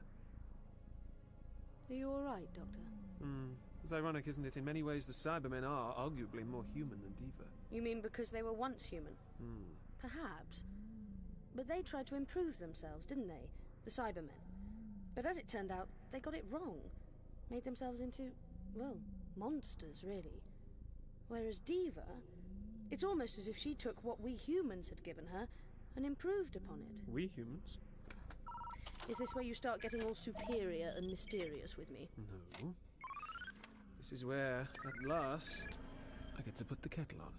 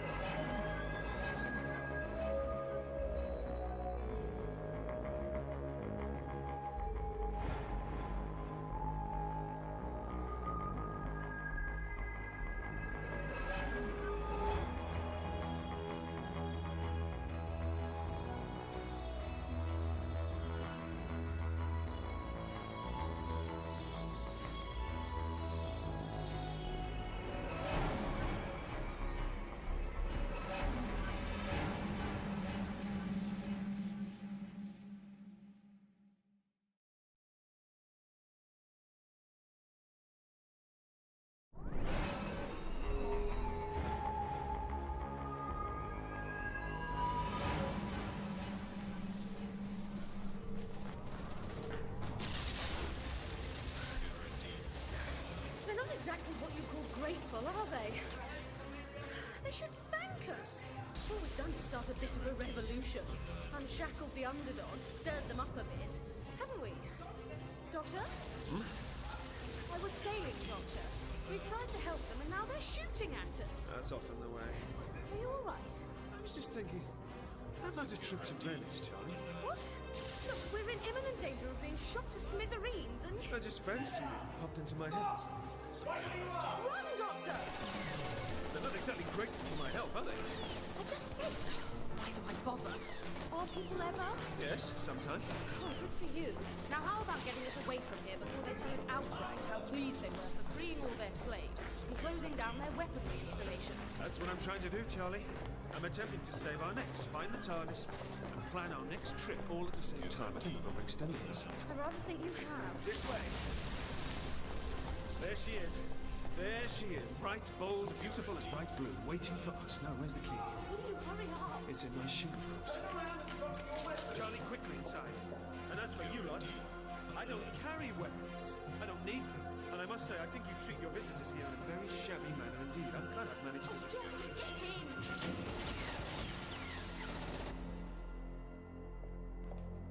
What a terrible lot. Just because I put an end to their reign of terror, didn't they know that's what I do? There's nothing I like more than putting the kibosh on a really good vile regime. And what do you do in your spare time, Doctor? Have a nice cup of tea. And dematerialize for a while. I'll put the kettle on. And you put your feet up, or whatever it is you do. Well, I'm going to check on poor Ramsey. He'll be worried about us. He's a vortisaur, Charlie. He can't get worried. We really ought to take him home. He's looking much better these days. Oh, must we? Well, I think. Were you serious? What about? Are going to Venice? I don't see why not. We can go absolutely anywhere we want. Do you want? Don't see why not. Frankly, somewhere peaceful, without being threatened with death every 5 minutes, would be rather nice.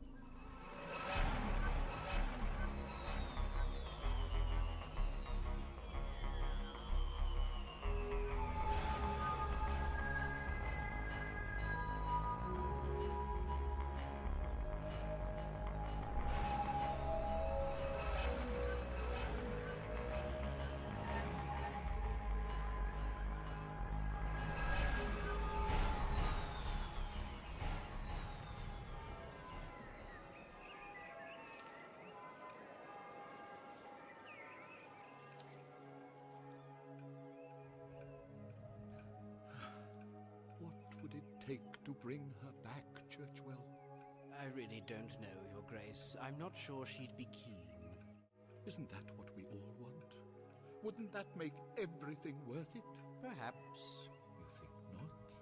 Could it be you're less devoted to my Estella than the rest of my people? You don't think that she could save us?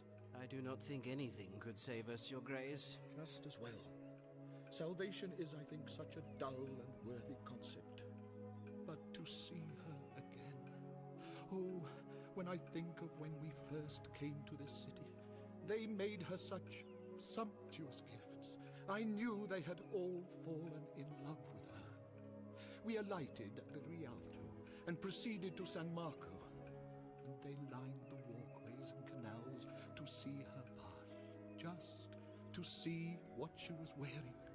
It is true the people of Venice adored Estella, but even if she returned tonight, she still couldn't save us. They gave her the book she coveted, volumes printed letter by letter onto the finest vellum, covered with the richest shot silk.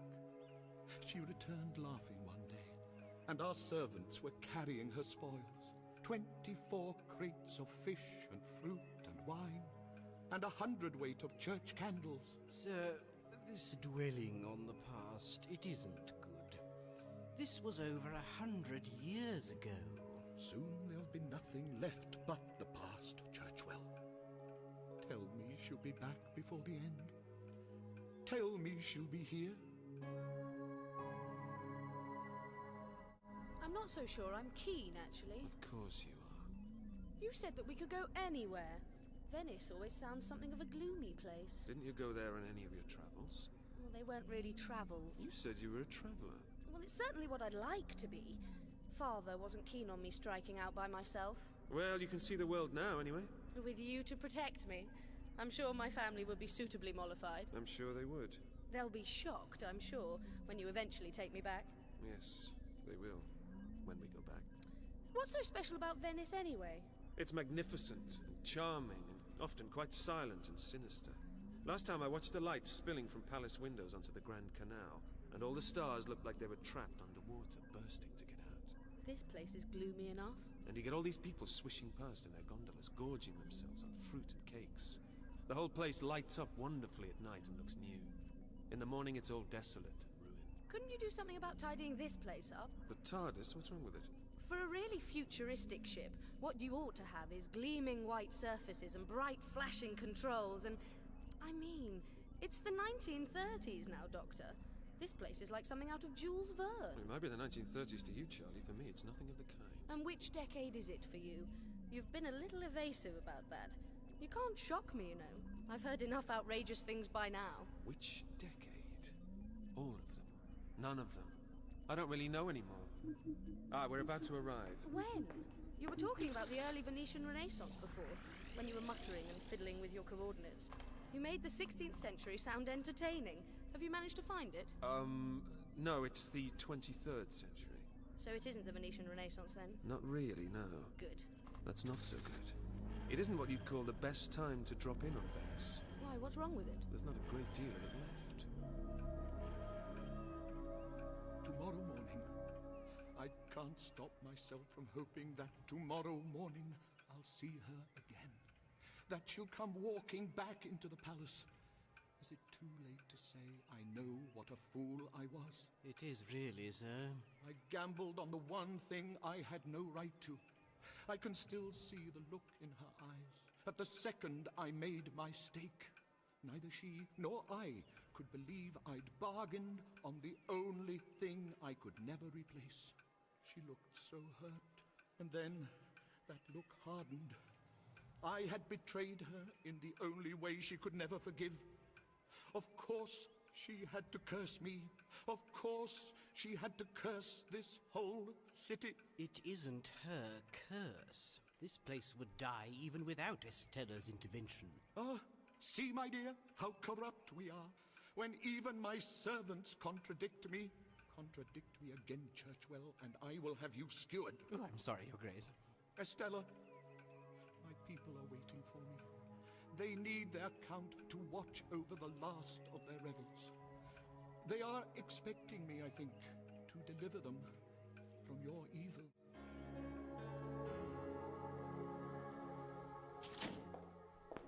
I've never been here at this time before. Is it dangerous? I mean, obviously, what I really want is for you to put me in the midst of a really life-threatening situation. I'd really like that. Oh, you'd notice that, of course. It all depends how long there is before the whole place goes tumbling and crumbling into the warm Adriatic. But by the looks of it, we're safe enough on an upper story. It looks to me as if the lower stories of some of those palaces out there have vanished completely. Look at the state of this place. It's all seen better days. I'd be ashamed to have carpets like this. No wonder it's deserted. If I remember rightly, most people cleared out at the last minute, right before the Great Crash. It'll be something to see, Charlie. Venice is one of the great old cities of Earth. Imagine seeing it sink, watching the marble facades cracking and dropping. I'm not sure I'd want to be around, really. Oh, I would. There might only be days left. Or hours, or minutes. You're trying to unsettle me. Am I? You know you are. Look, here's someone. Maybe they haven't evacuated completely. Madam, good morning. It's 6 in the evening, young man. Are you drunk? Certainly not. They're mostly drunk. They seem to think it's the thing to do. Fatalism. Seems like a fair enough response to me. They're all here for the party. That's what they think it is. And it isn't? Crazed aristocrats, madmen, inveterate revelers, all of them here for the final carnival of all. I don't know what they're expecting, besides a great deal of destruction. They'll all die, of course. And you? Why are you here? Is he always this impertinent? Me? Sometimes he's downright rude. He forgets about things like good manners and introductions. I'm Charlie Pollard, and he's the doctor. Eleanor Lavish. I can't say he's any worse than some of them that have made it here recently. At least he's made an effort to dress up in a dignified fashion. Most of them wear their carnival costumes all day and night and lie about in drunken stupor. We aren't revelers. Well, not usually. No? The doctor has got this scientific curiosity. I'm curious about all sorts of things. I'm interested in why people would flock to a place that is about to be destroyed. I mean, what must be going through their minds? They must have a very good reason. A last look at the frescoes? Perhaps they want to loot the treasuries that are already slipping beneath the waves. Maybe they all have a death wish and want to enact it in the most glamorous place they can conceive of. I think that all of the above are true. Why are you here? I'm too old to go gallivanting off. This is where I belong. There'll be nothing here soon. It'll turn back into the lagoon it once was. I can hardly wait. I'll get some peace. I'll find myself some opulent ballroom and watch the chandeliers grow extravagant beards of lichen and weed, and the monstrous fish take up residence in the sepulchral boudoirs of ancient princesses. Put that way, it sounds rather nice. But you'll be dead. You'll drown. Everything I have is here. I don't have the time to start up elsewhere. No. Far better that I slip quietly below the surface with the rest of my life. Thanks, Doctor. What have I done? You were supposed to bring me somewhere gorgeous on holiday. We were supposed to get out of that gothic nightmare of the ship of yours to somewhere lovely. This is worse than ever. You've brought me somewhere horrible where everyone wants to die. I was only telling you what you wanted to know. If you want cheering up, talk to some of the revelers. They seem to be having a nice enough time, if that's the kind of shallow person you are. I did think you seemed a rather more sensible young lady. I am. All I meant was, I didn't expect to be here in the middle of some ghastly natural disaster, that's all. There isn't anything natural about it, my dear. Venice has been sinking for years. It was always on the cards. On the cards. Oh, that's rich. That's very good. No, that gradual process of the water's crepitation and the very natural decay of a metropolis built on the murky waters of a lagoon, that isn't what we're talking about. Venice will die because of the curse. Ah, yes. Now we're getting to it. Okay, Charlie, do you want to ask her or shall I? Oh, you do it, Doctor. You know you love it. Right, so tell me, Ms. Lavish, what curse? Ha! That's as much as you'll get, my dears. I've said, as usual, far too much. But perhaps you will hear from me again. Yes, I'm sure that we will bump into each other again as the situation, the cataclysm, we might say, worsens. But I have told you quite enough for now. Wait, where are you going? We have to keep on the move, we last few denizens. We haven't the time to stand around moping. You will learn this. There will be time enough afterwards to loll about, when we're all with the fishes. For now, there are things to be looking at, a whole city to comb through, each nook and cranny, for the very last time. I suggest the two of you get moving.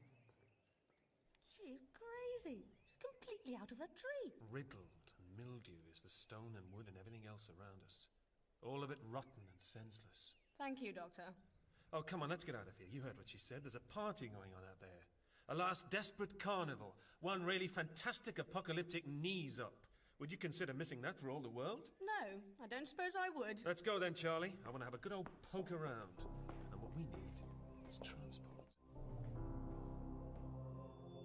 I haven't the time to argue with you, Churchwell. Look out there.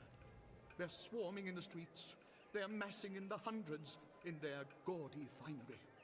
All for the final night of the carnival. I know, Your Grace. But we have a responsibility, do we not, to those who come after us? To rescue the treasures Your Grace has accrued over the years. We ought to make sure they survive our... Our what, Churchwell? Our deaths? All right. Of course you are. All of that lot out there. Everyone downstairs in the stateroom and the ballroom. All will perish within the next 24 hours. None of us will stand the slightest chance. It seems rather academic, may I say, to agitate and fulminate over the fate of a few objects and paintings. A few paintings? Your Grace, you entrusted me with the care of your collection, and that is simply what I am attempting, to the best of my meager abilities, to do. We have to ship your delectable heirlooms out of the city before it is too late. We have to do it for the sake of future generations. This is art we're talking about. I never had any stomach for art. But your forebears did. Your Estella did. That is why your collection is so important. Anyhow, the last boats have gone. You know that. This late in the game, anything that was going to be salvaged has already been taken. Everything left, including each and every one of ourselves, is doomed. Leave me, dear Churchwell. It's ever so sweet to see you worked up like this, but to be honest, you're boring me now. You cannot bring Estella back, Your Grace. No matter how much you hope, it will not happen tonight. Don't tell me what can and cannot happen, Churchwell. You are my curator. You are not the arbiter of possibility. Leave me. Return to your gallery. Or better, descend with me to the stateroom and attend the celebrations. I may, Your Grace, but I want to see the collection again before I do. Go then. Doctor, I think I've changed my mind. You have? I've decided to enjoy myself. All right, so you've brought me somewhere that's on the brink of calamity, as usual, and we'll be lucky to get out by the skin of our teeth. But it's still beautiful. Oh, it's still... It's still Venice. It's somewhere fantastic and dreamlike, but it's doomed apotheosis. Something like that. See, I knew you'd cheer up once we were out on the canals. Oh, it's quite amazing. Our gondolier has even got webbed fingers and toes. I wondered if you'd noticed that. And he's got a remarkable physique. I'll snooze, I think, while you chat him up. Only you could snooze on the day of judgment. Actually, I'm lying back here in the depths of melancholic thought. I think, just as you've cheered up, I've caught a chill of gloom. Oh, wonderful. You two aren't like the others. Oh, you're listening. I am Pietro. Charlie, and he's the doctor, asleep over there. Not asleep, thinking, having profound thoughts. Of course, Doctor. Tell me, how are we different, Pietro? Not drunk, not laughing. You're both respectful. You do know what's happening. We've been told. Everyone knows what's happening to our city. That's why they come here, the revelers. They take the city from us. They don't respect us. I like you, Charlie, for that fact alone. The city belongs to us and you share our mourning. And your friend, he seems very moved. He is. I was here when it was still being built, when it still smelled like a swamp. Smell now. It smells of damp wool. There's still a trace of the primordial world beneath. A foretaste. Yes, I've been here again and again, Pietro. I'm here to pay my respects. Good. What will you do, Pietro? Will you get away? I'll be here. All the canal people will still be here. The city will be ours again when it returns to the water. We're waiting for it to happen. Yes, of course. I can see how you might be. Oh, we're here. Pietro, could you... This museum, a fine collection, as I remember. Art? Yes, Charlie, art. I thought we were looking for a party. I'm not sure I want to look at some old pictures. Surrealist paintings, actually, in one of my favourite spots. There's a fantastic trattoria nearby, run by a bunch of the most amiable ex-actresses. Ah, they've fled. Oh, never mind. Come along, Charlie. If I remember rightly, they've got all sorts of things by René Magritte, Max Ernst, people from your era. Rabble and scum. That's all we'll see until the end. Those two weren't any different. Not really. They're probably here to join a cult.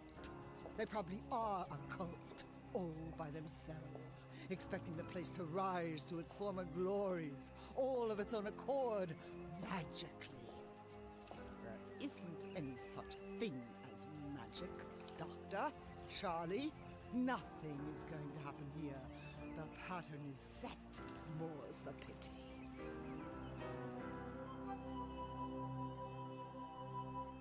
It's most irregular, you know. It's most irregular indeed. I'm an irregular kind of guy. We don't open for private showings. This is the Duke's private collection. He won't mind, we're old friends. Really? No. Do you know, I used to be terribly good at name-dropping and bluffing my way into places, and these days I can't do it for toffee. Oh, go on, Mr. Churchwell. Let me see the Max Ernst pictures. Just me. How do you know my name? It's on your badge. But your mother, it was she who fostered your love of painting, wasn't it? Who didn't laugh like your father did when they found you had no talent of your own? Who encouraged you to study and get your PhD? How could you possibly know about me? I know about all sorts of things, Francis Churchwell. More than you could imagine. Now, let the dog see the rabbit. I should be pleased, really. No one else will ever see these things again. The Duke himself has no interest. Soon they'll all be rotting under the sea. Well, that's terrible. What can he be thinking of? He's very lucky to have a good man like you as his curator. A man of integrity and vision, whose love of art above all else makes him stay here in this city, on the brink of collapse. I'll give you my special deluxe guided tour. You're a man of intellect and discrimination, obviously. Do walk this way. Pietro!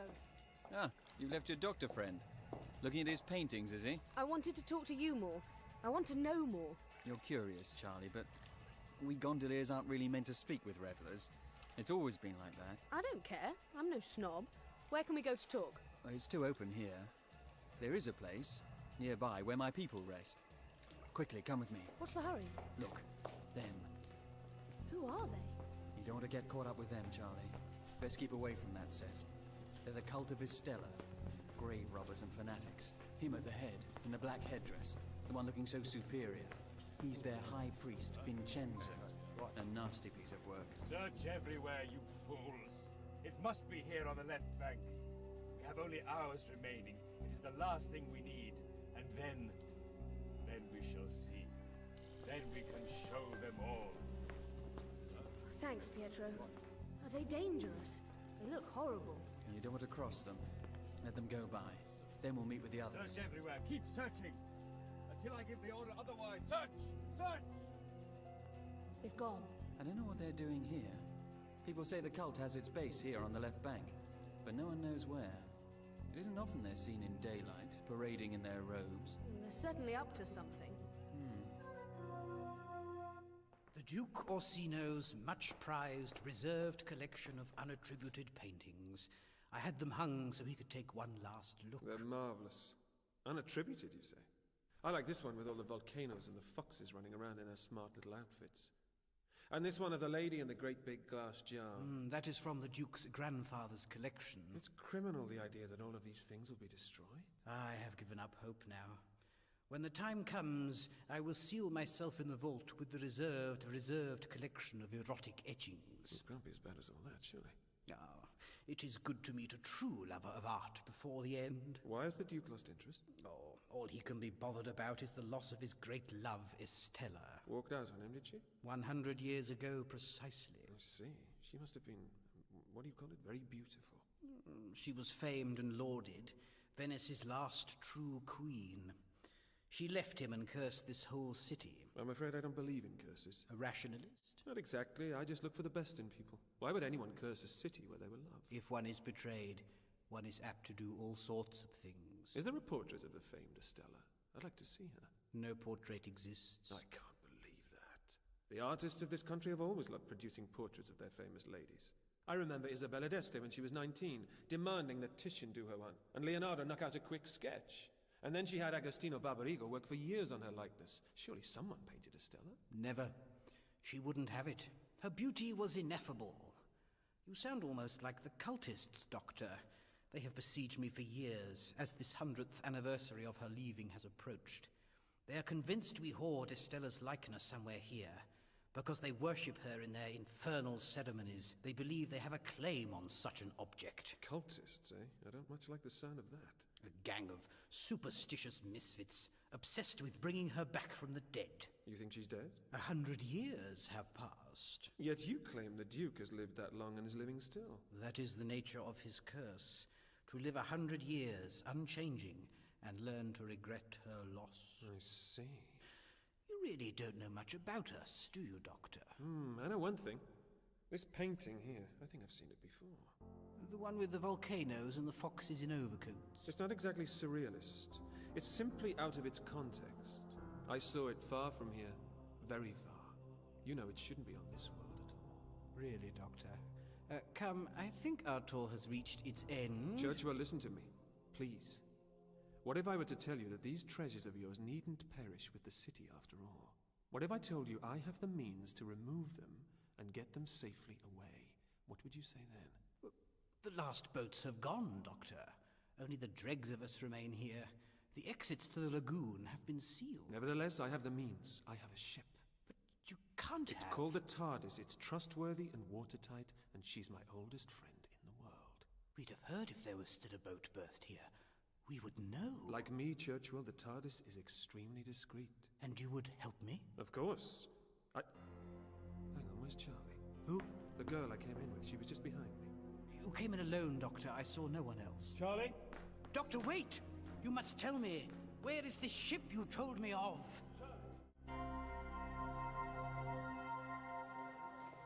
You're honored, Charlie. We don't usually allow anyone other than family members into this place. It's a bit shabby, isn't it? It's where we rest. And where we... Everyone thinks the gondoliers are beaten into submission. That we're merely servants, a dull but sentient form of free public transport. But here, we gather and plot. I'm glad to hear it. But everyone looks half dead. We're in a time of decadence and lethargy. What do you expect? We've been ground under the heel of a duke who's ruled for 100 years. A malign, self-indulgent duke. Well, Pietro, that's my interest and sense of social justice peaked. Honestly, Doctor. How do you always manage to get me embroiled like this? And meanwhile, I suppose he's off having his own adventures. Sit down, Charlie, and I'll tell you our history. Charlie! No sign of her. The gondola's still here? It's almost dark. This is the last dusk we'll see. Doctor, you must help me. Look, Churchill, it was very kind of you and all to show me around your pictures, but my friend has gone missing now. And I'm sorry, but I don't have time to listen to your tales of curses and dukes. He gambled her away in a game of cards. He staked the thing he valued most and he lost her. He has had a century to regret what he did. I'm sure it's a terrible and tragic tale and everything, but I have to be going. Some say Estella committed suicide thereafter by flinging herself into the Grand Canal, but with her dying breath cursed him and the city to 100 years more life. The Duke Orsino would live a century unaged, as indeed he has, tortured with grief and remorse. I'm not surprised. Flung herself into the Grand Canal, did you say? Wearing her wedding dress. And we gondoliers believe that the Duke searches for his beloved's remains. He does this secretly, by night. He sends his spies all over the dwindling city, and he hopes that he might bring her to life again, and so lift her curse. Bring her to life? He thinks he can do that? We believe the Duke thinks he can. Wouldn't that be the best thing? If the sentence of doom was lifted and you could all carry on as before. We gondoliers don't want things to carry on as before. Why would we? Would you want to be subjugated and used by a decadent aristocracy? I see your point. No. We wait patiently for the end. We want the curse to be played out. We want the city to meet its watery fate. And then it will be ours again. Where is she? I should never have let her out of my sight. The revelers will be massing soon for the final mask. You will never find her in these streets. I have to try. I brought her here. I was promising her a holiday and a lovely time, and I've gone and lost her. The last place I took her to was no picnic either. She'll think I'm awful. Venice is alive with desperation and villainy of all kinds. It teems with thieves and assassins. It isn't safe for us out here. Come back with me to the museum. I can't. I only just managed to get us away alive from the last place in the nick of time. I'd never forgive myself if something happened here. The cultists will be out on the streets by now. They know I work for the Duke. They are pledged to destroy everything he holds dear. It isn't safe for me, Doctor. You're very jumpy, Churchill. You're starting to make me a little nervous. Venice teaches you to watch your back, Doctor. Look, Pietro, I must get back to the doctor. It's late. We need you, Charlie. It's no accident we met. Oh, yes? The revelers are all waiting for Estella to return, and the Duke strives to produce her for them. We need to put an end to his strivings. My people are content to wait for their just rewards. I, however, think we need to do something more.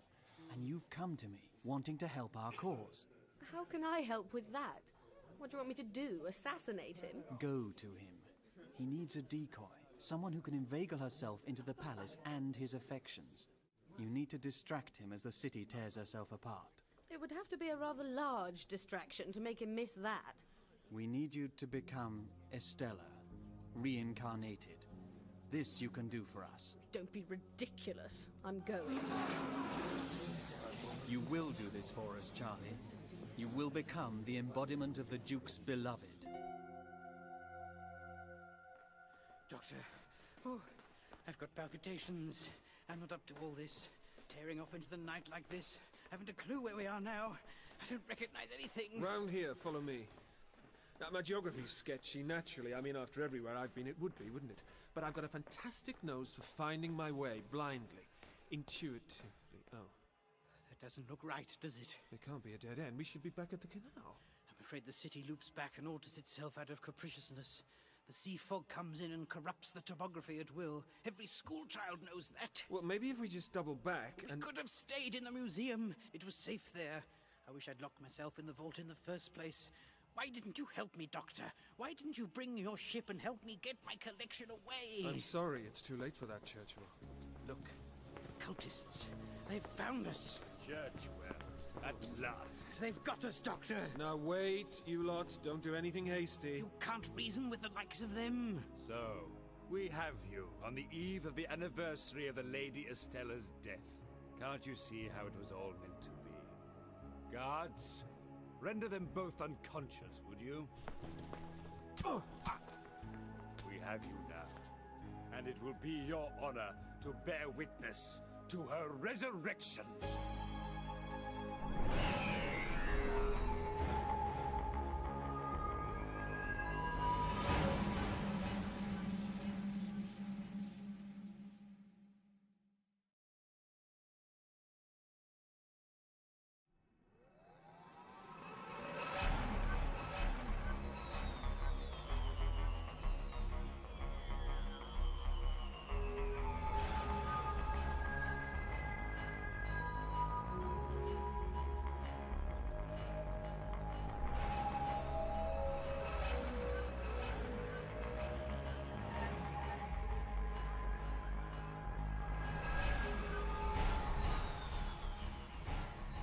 have stayed in the museum. It was safe there.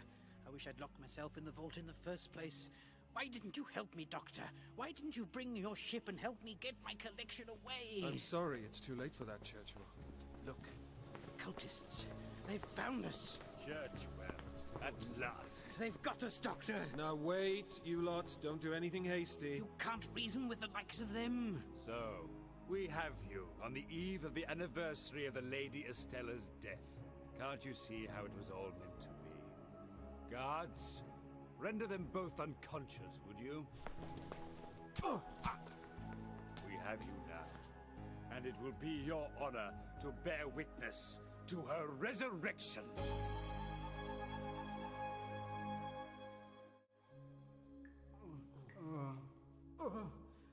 You have led me straight into their hands. Oh, I don't believe this. Locked up again. You aren't part of the cult by any chance, are you? That sort of thing has never appealed much. Too many rules. It's all a bit solemn. Going around in robes and things, chanting. It's not for me. But you have managed to deliver me straight into their lair. We're in their lair, are we? How fascinating. Mind you, it looks like 100 other lairs I've been in. Dust, brick wells, old blankets, damp. I bet there are a few old rats in here too, just for authentic charm. No one knows where this is. We could be anywhere. Knocked out, blindfolded, banged up in a cellar. It's all par for the course. Not for me, it's not. Feels like we're under sea level. My ears are doing funny things. Are yours? My ears are still ringing. We're definitely under sea level. Can't you feel the tension in the air? This isn't exactly the safest place to be tonight. By morning, we'll all be under sea level.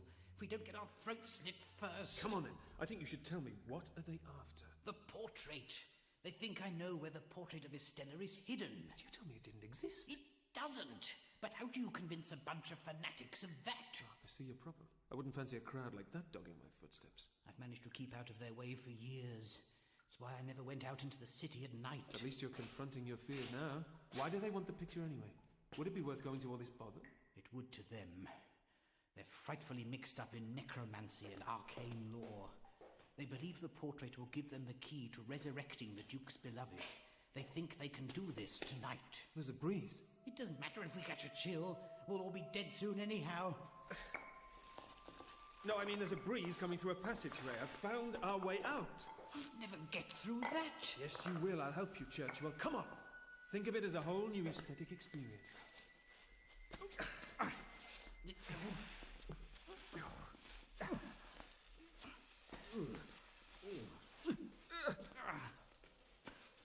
Listen.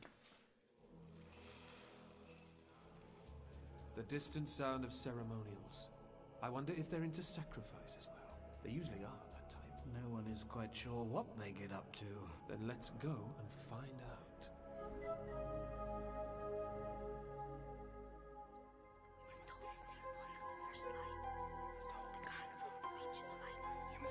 The carnival will reach its final moment with us. Together at last. I am here, my lord. I am here, my lord. Together at last. You must take me, my lord. We must hold the ceremonials of first life. Together at last. Together at last. I love you, Charlie. I am here, my lord. I am here, my lord. I am returned to you. I am here to marry you once more.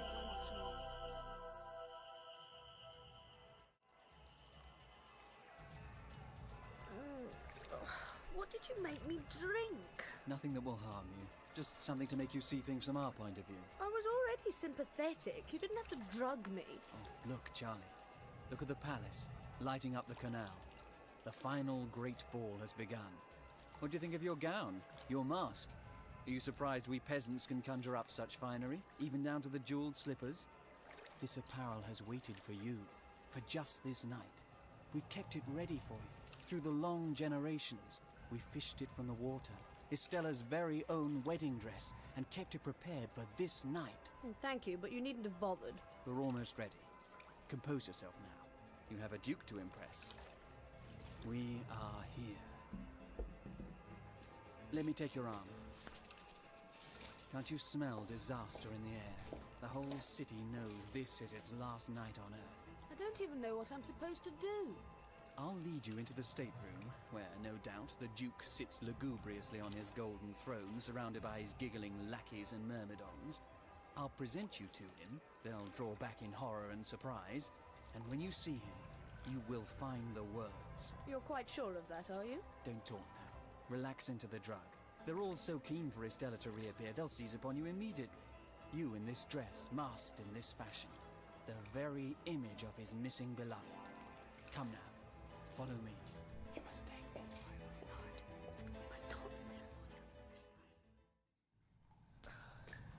It doesn't feel too safe down here.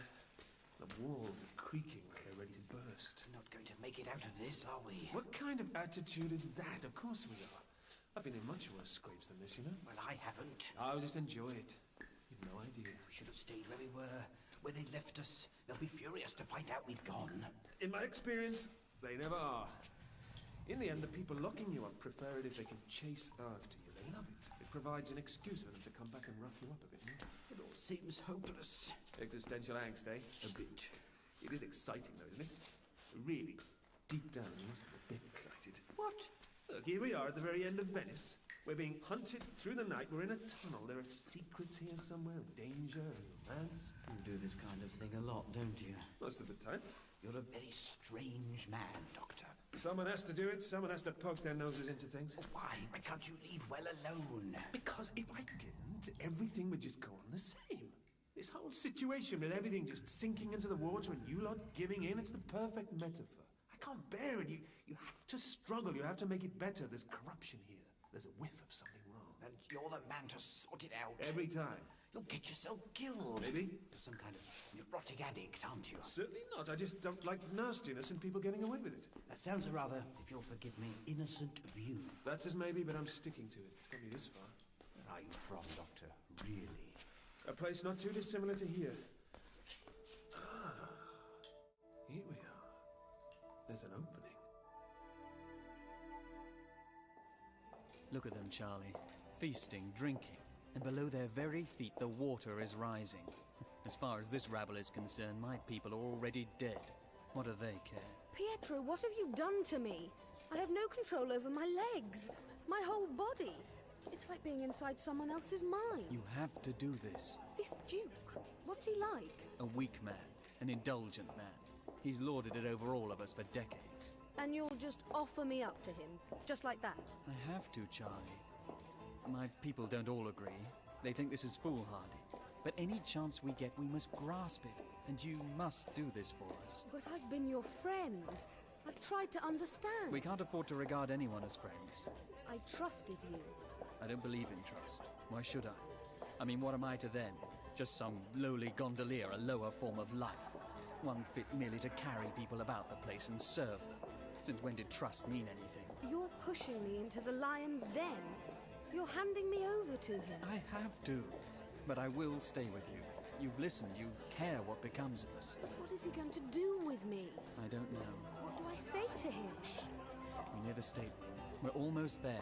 Pietro, tell me what to do. You'll know. The drug will take possession of you. Just repeat what you hear in your mind. No harm will come to you. You can promise that, can you? Truthfully, no, I can't. But by tomorrow morning, all who live on land are likely to be dead anyway. I was forgetting that. Oh, Doctor, how did you get me into this? In all likelihood, your friend will be long gone by now. He would never leave me. He would if he had any sense. This city has become a poisonous place. Now, be quiet. Be still. Let the drug work its magic. For all our sakes, allow yourself to become Estella.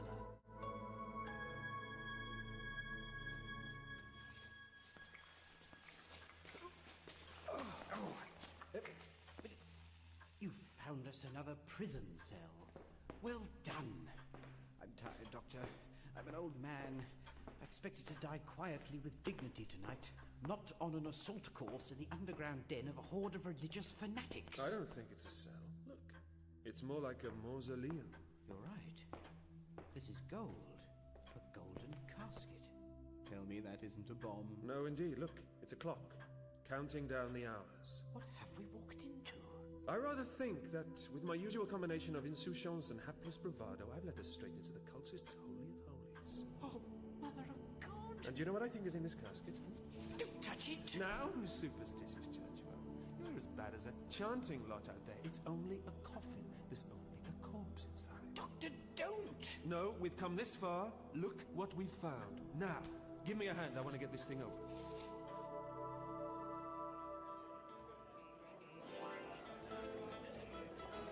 Almost there, Charlie. Listen as they all cry out. They gasp as much as the presence of a lowly gondolier in their midst, a stinking amphibian, as much as they gasp at you. Don't pull me along. I can walk by myself. Duke Orsino, listen to me. I've brought you a gift. Orsino, listen to me. What is this creature? How does he dare to present himself before us? Look at who this creature has brought before you, Orsino. Have the wretched hobgoblin removed. Throw him into the canal. Get your guards away from me. I've a knife placed ready at her back. What do I care? Look at her, Orsino. A woman in a mask. There are hundreds here in Venice tonight. Why should I be held to ransom for the sake of one? I have my pick. Now, Charlie, it's time. Listen to him, Orsino. All of you, listen to me. Yes, you know me. I have returned, beloved. You know me now, don't you? Not quite as I was then, perhaps, but my essence has returned. I waited so long to be born again. Estella? That is whom you are all waiting for, isn't it? That is whom you are praying for. Then why do you look so shocked? Look, this dress. Is it not the dress I married you in? It can't be you. You want me to forgive you.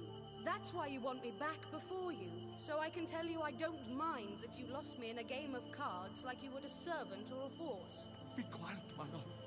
Don't. Let us talk about this in private. Everyone must hear, Orsino. Everyone must know that I forgive you and that I have come back for you.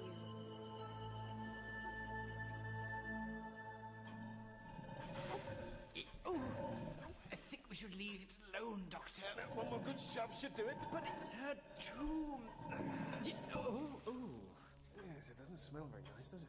What have we done? What have you made me do? This is desecration. They'll murder us. Stop backing away. Come back. We have to see Churchwell. Look, we found her.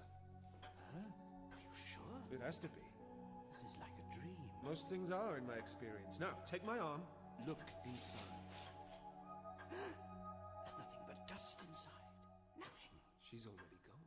Crumbled into nothing? No, removed. Someone's taken her away. Every scrap of her except this. Those are her jewels. Her necklace. They're fantastic. It really was her tomb, wasn't it? It sort of looks like that, doesn't it? Here, help me put this lid thing back. I'll take the baubles for safekeeping.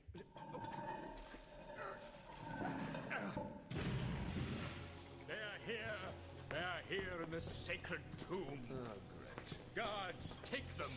No, do not kill them yet. This isn't how it looks. And how does it look, Doctor? I mean, we were just exploring and we happened upon this funny little room and... It rather looks to me that you desecrated Our Lady's resting place. Have we? Is it? This casket. I can't believe even you two are so dim not to have noticed the golden sarcophagus containing her sublime, immortal remains. Oh, would you look at that? I'd completely overlooked it. Did you see it, Churchwell? Yes. You will be put to death for this. That's rather harsh. They're cultists. I told you they're funny like that. You have a chance. We are not as intractable as you might think. I shall offer you a choice, the lesser of two evils. You have no right to treat us like this, you know. I shall treat you howsoever I desire, Doctor. Oh, go on then. What's the choice you're offering us? Something crazed and dreary, I expect. Either we put you to a painful death now, or you go to beard the Duke Orsino in his depraved den. You want us to do your dirty work for you? Top marks, Churchwell. Fanatics never want to get their hands dirty. It's why they always wear gloves. If you retrieve the missing portrait of Our Lady Estella from the Ducal Palace and bring that revered object back to us, we will allow you to live and see the dawning of our marvelous new era. Oh, you fools! I've told you again and again, no such portrait exists. Of course it exists. You told me you saw it, Churchwell. You told me yourself. It was hanging up in the ducal apartments. Doctor, why are you lying to them? I said no such thing. You did. You said it was as portraits go. Rather nice. We knew that you were lying. We knew the portrait was there for the taking. Your friend has betrayed you, Churchwell. Yes, I do seem to have done that, don't I? Now, I command you to infiltrate the foolish Duke's ludicrous sacrilegious ball and bring us back the portrait. You have 2 hours. Go! Guards, show them the way. Return to your entertainments. Fools, leave us to talk. Gorge yourselves and dance. And when you are finally sated, then you may look upon your duke. You, old woman, why do you stand staring at me like that? Don't you understand me? I said, leave us! Forgive me, Your Grace. I'm Eleanor Lavish.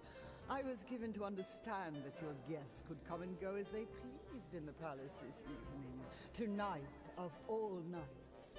You try my patience, old woman. I'm only here to pay my respects, my lord.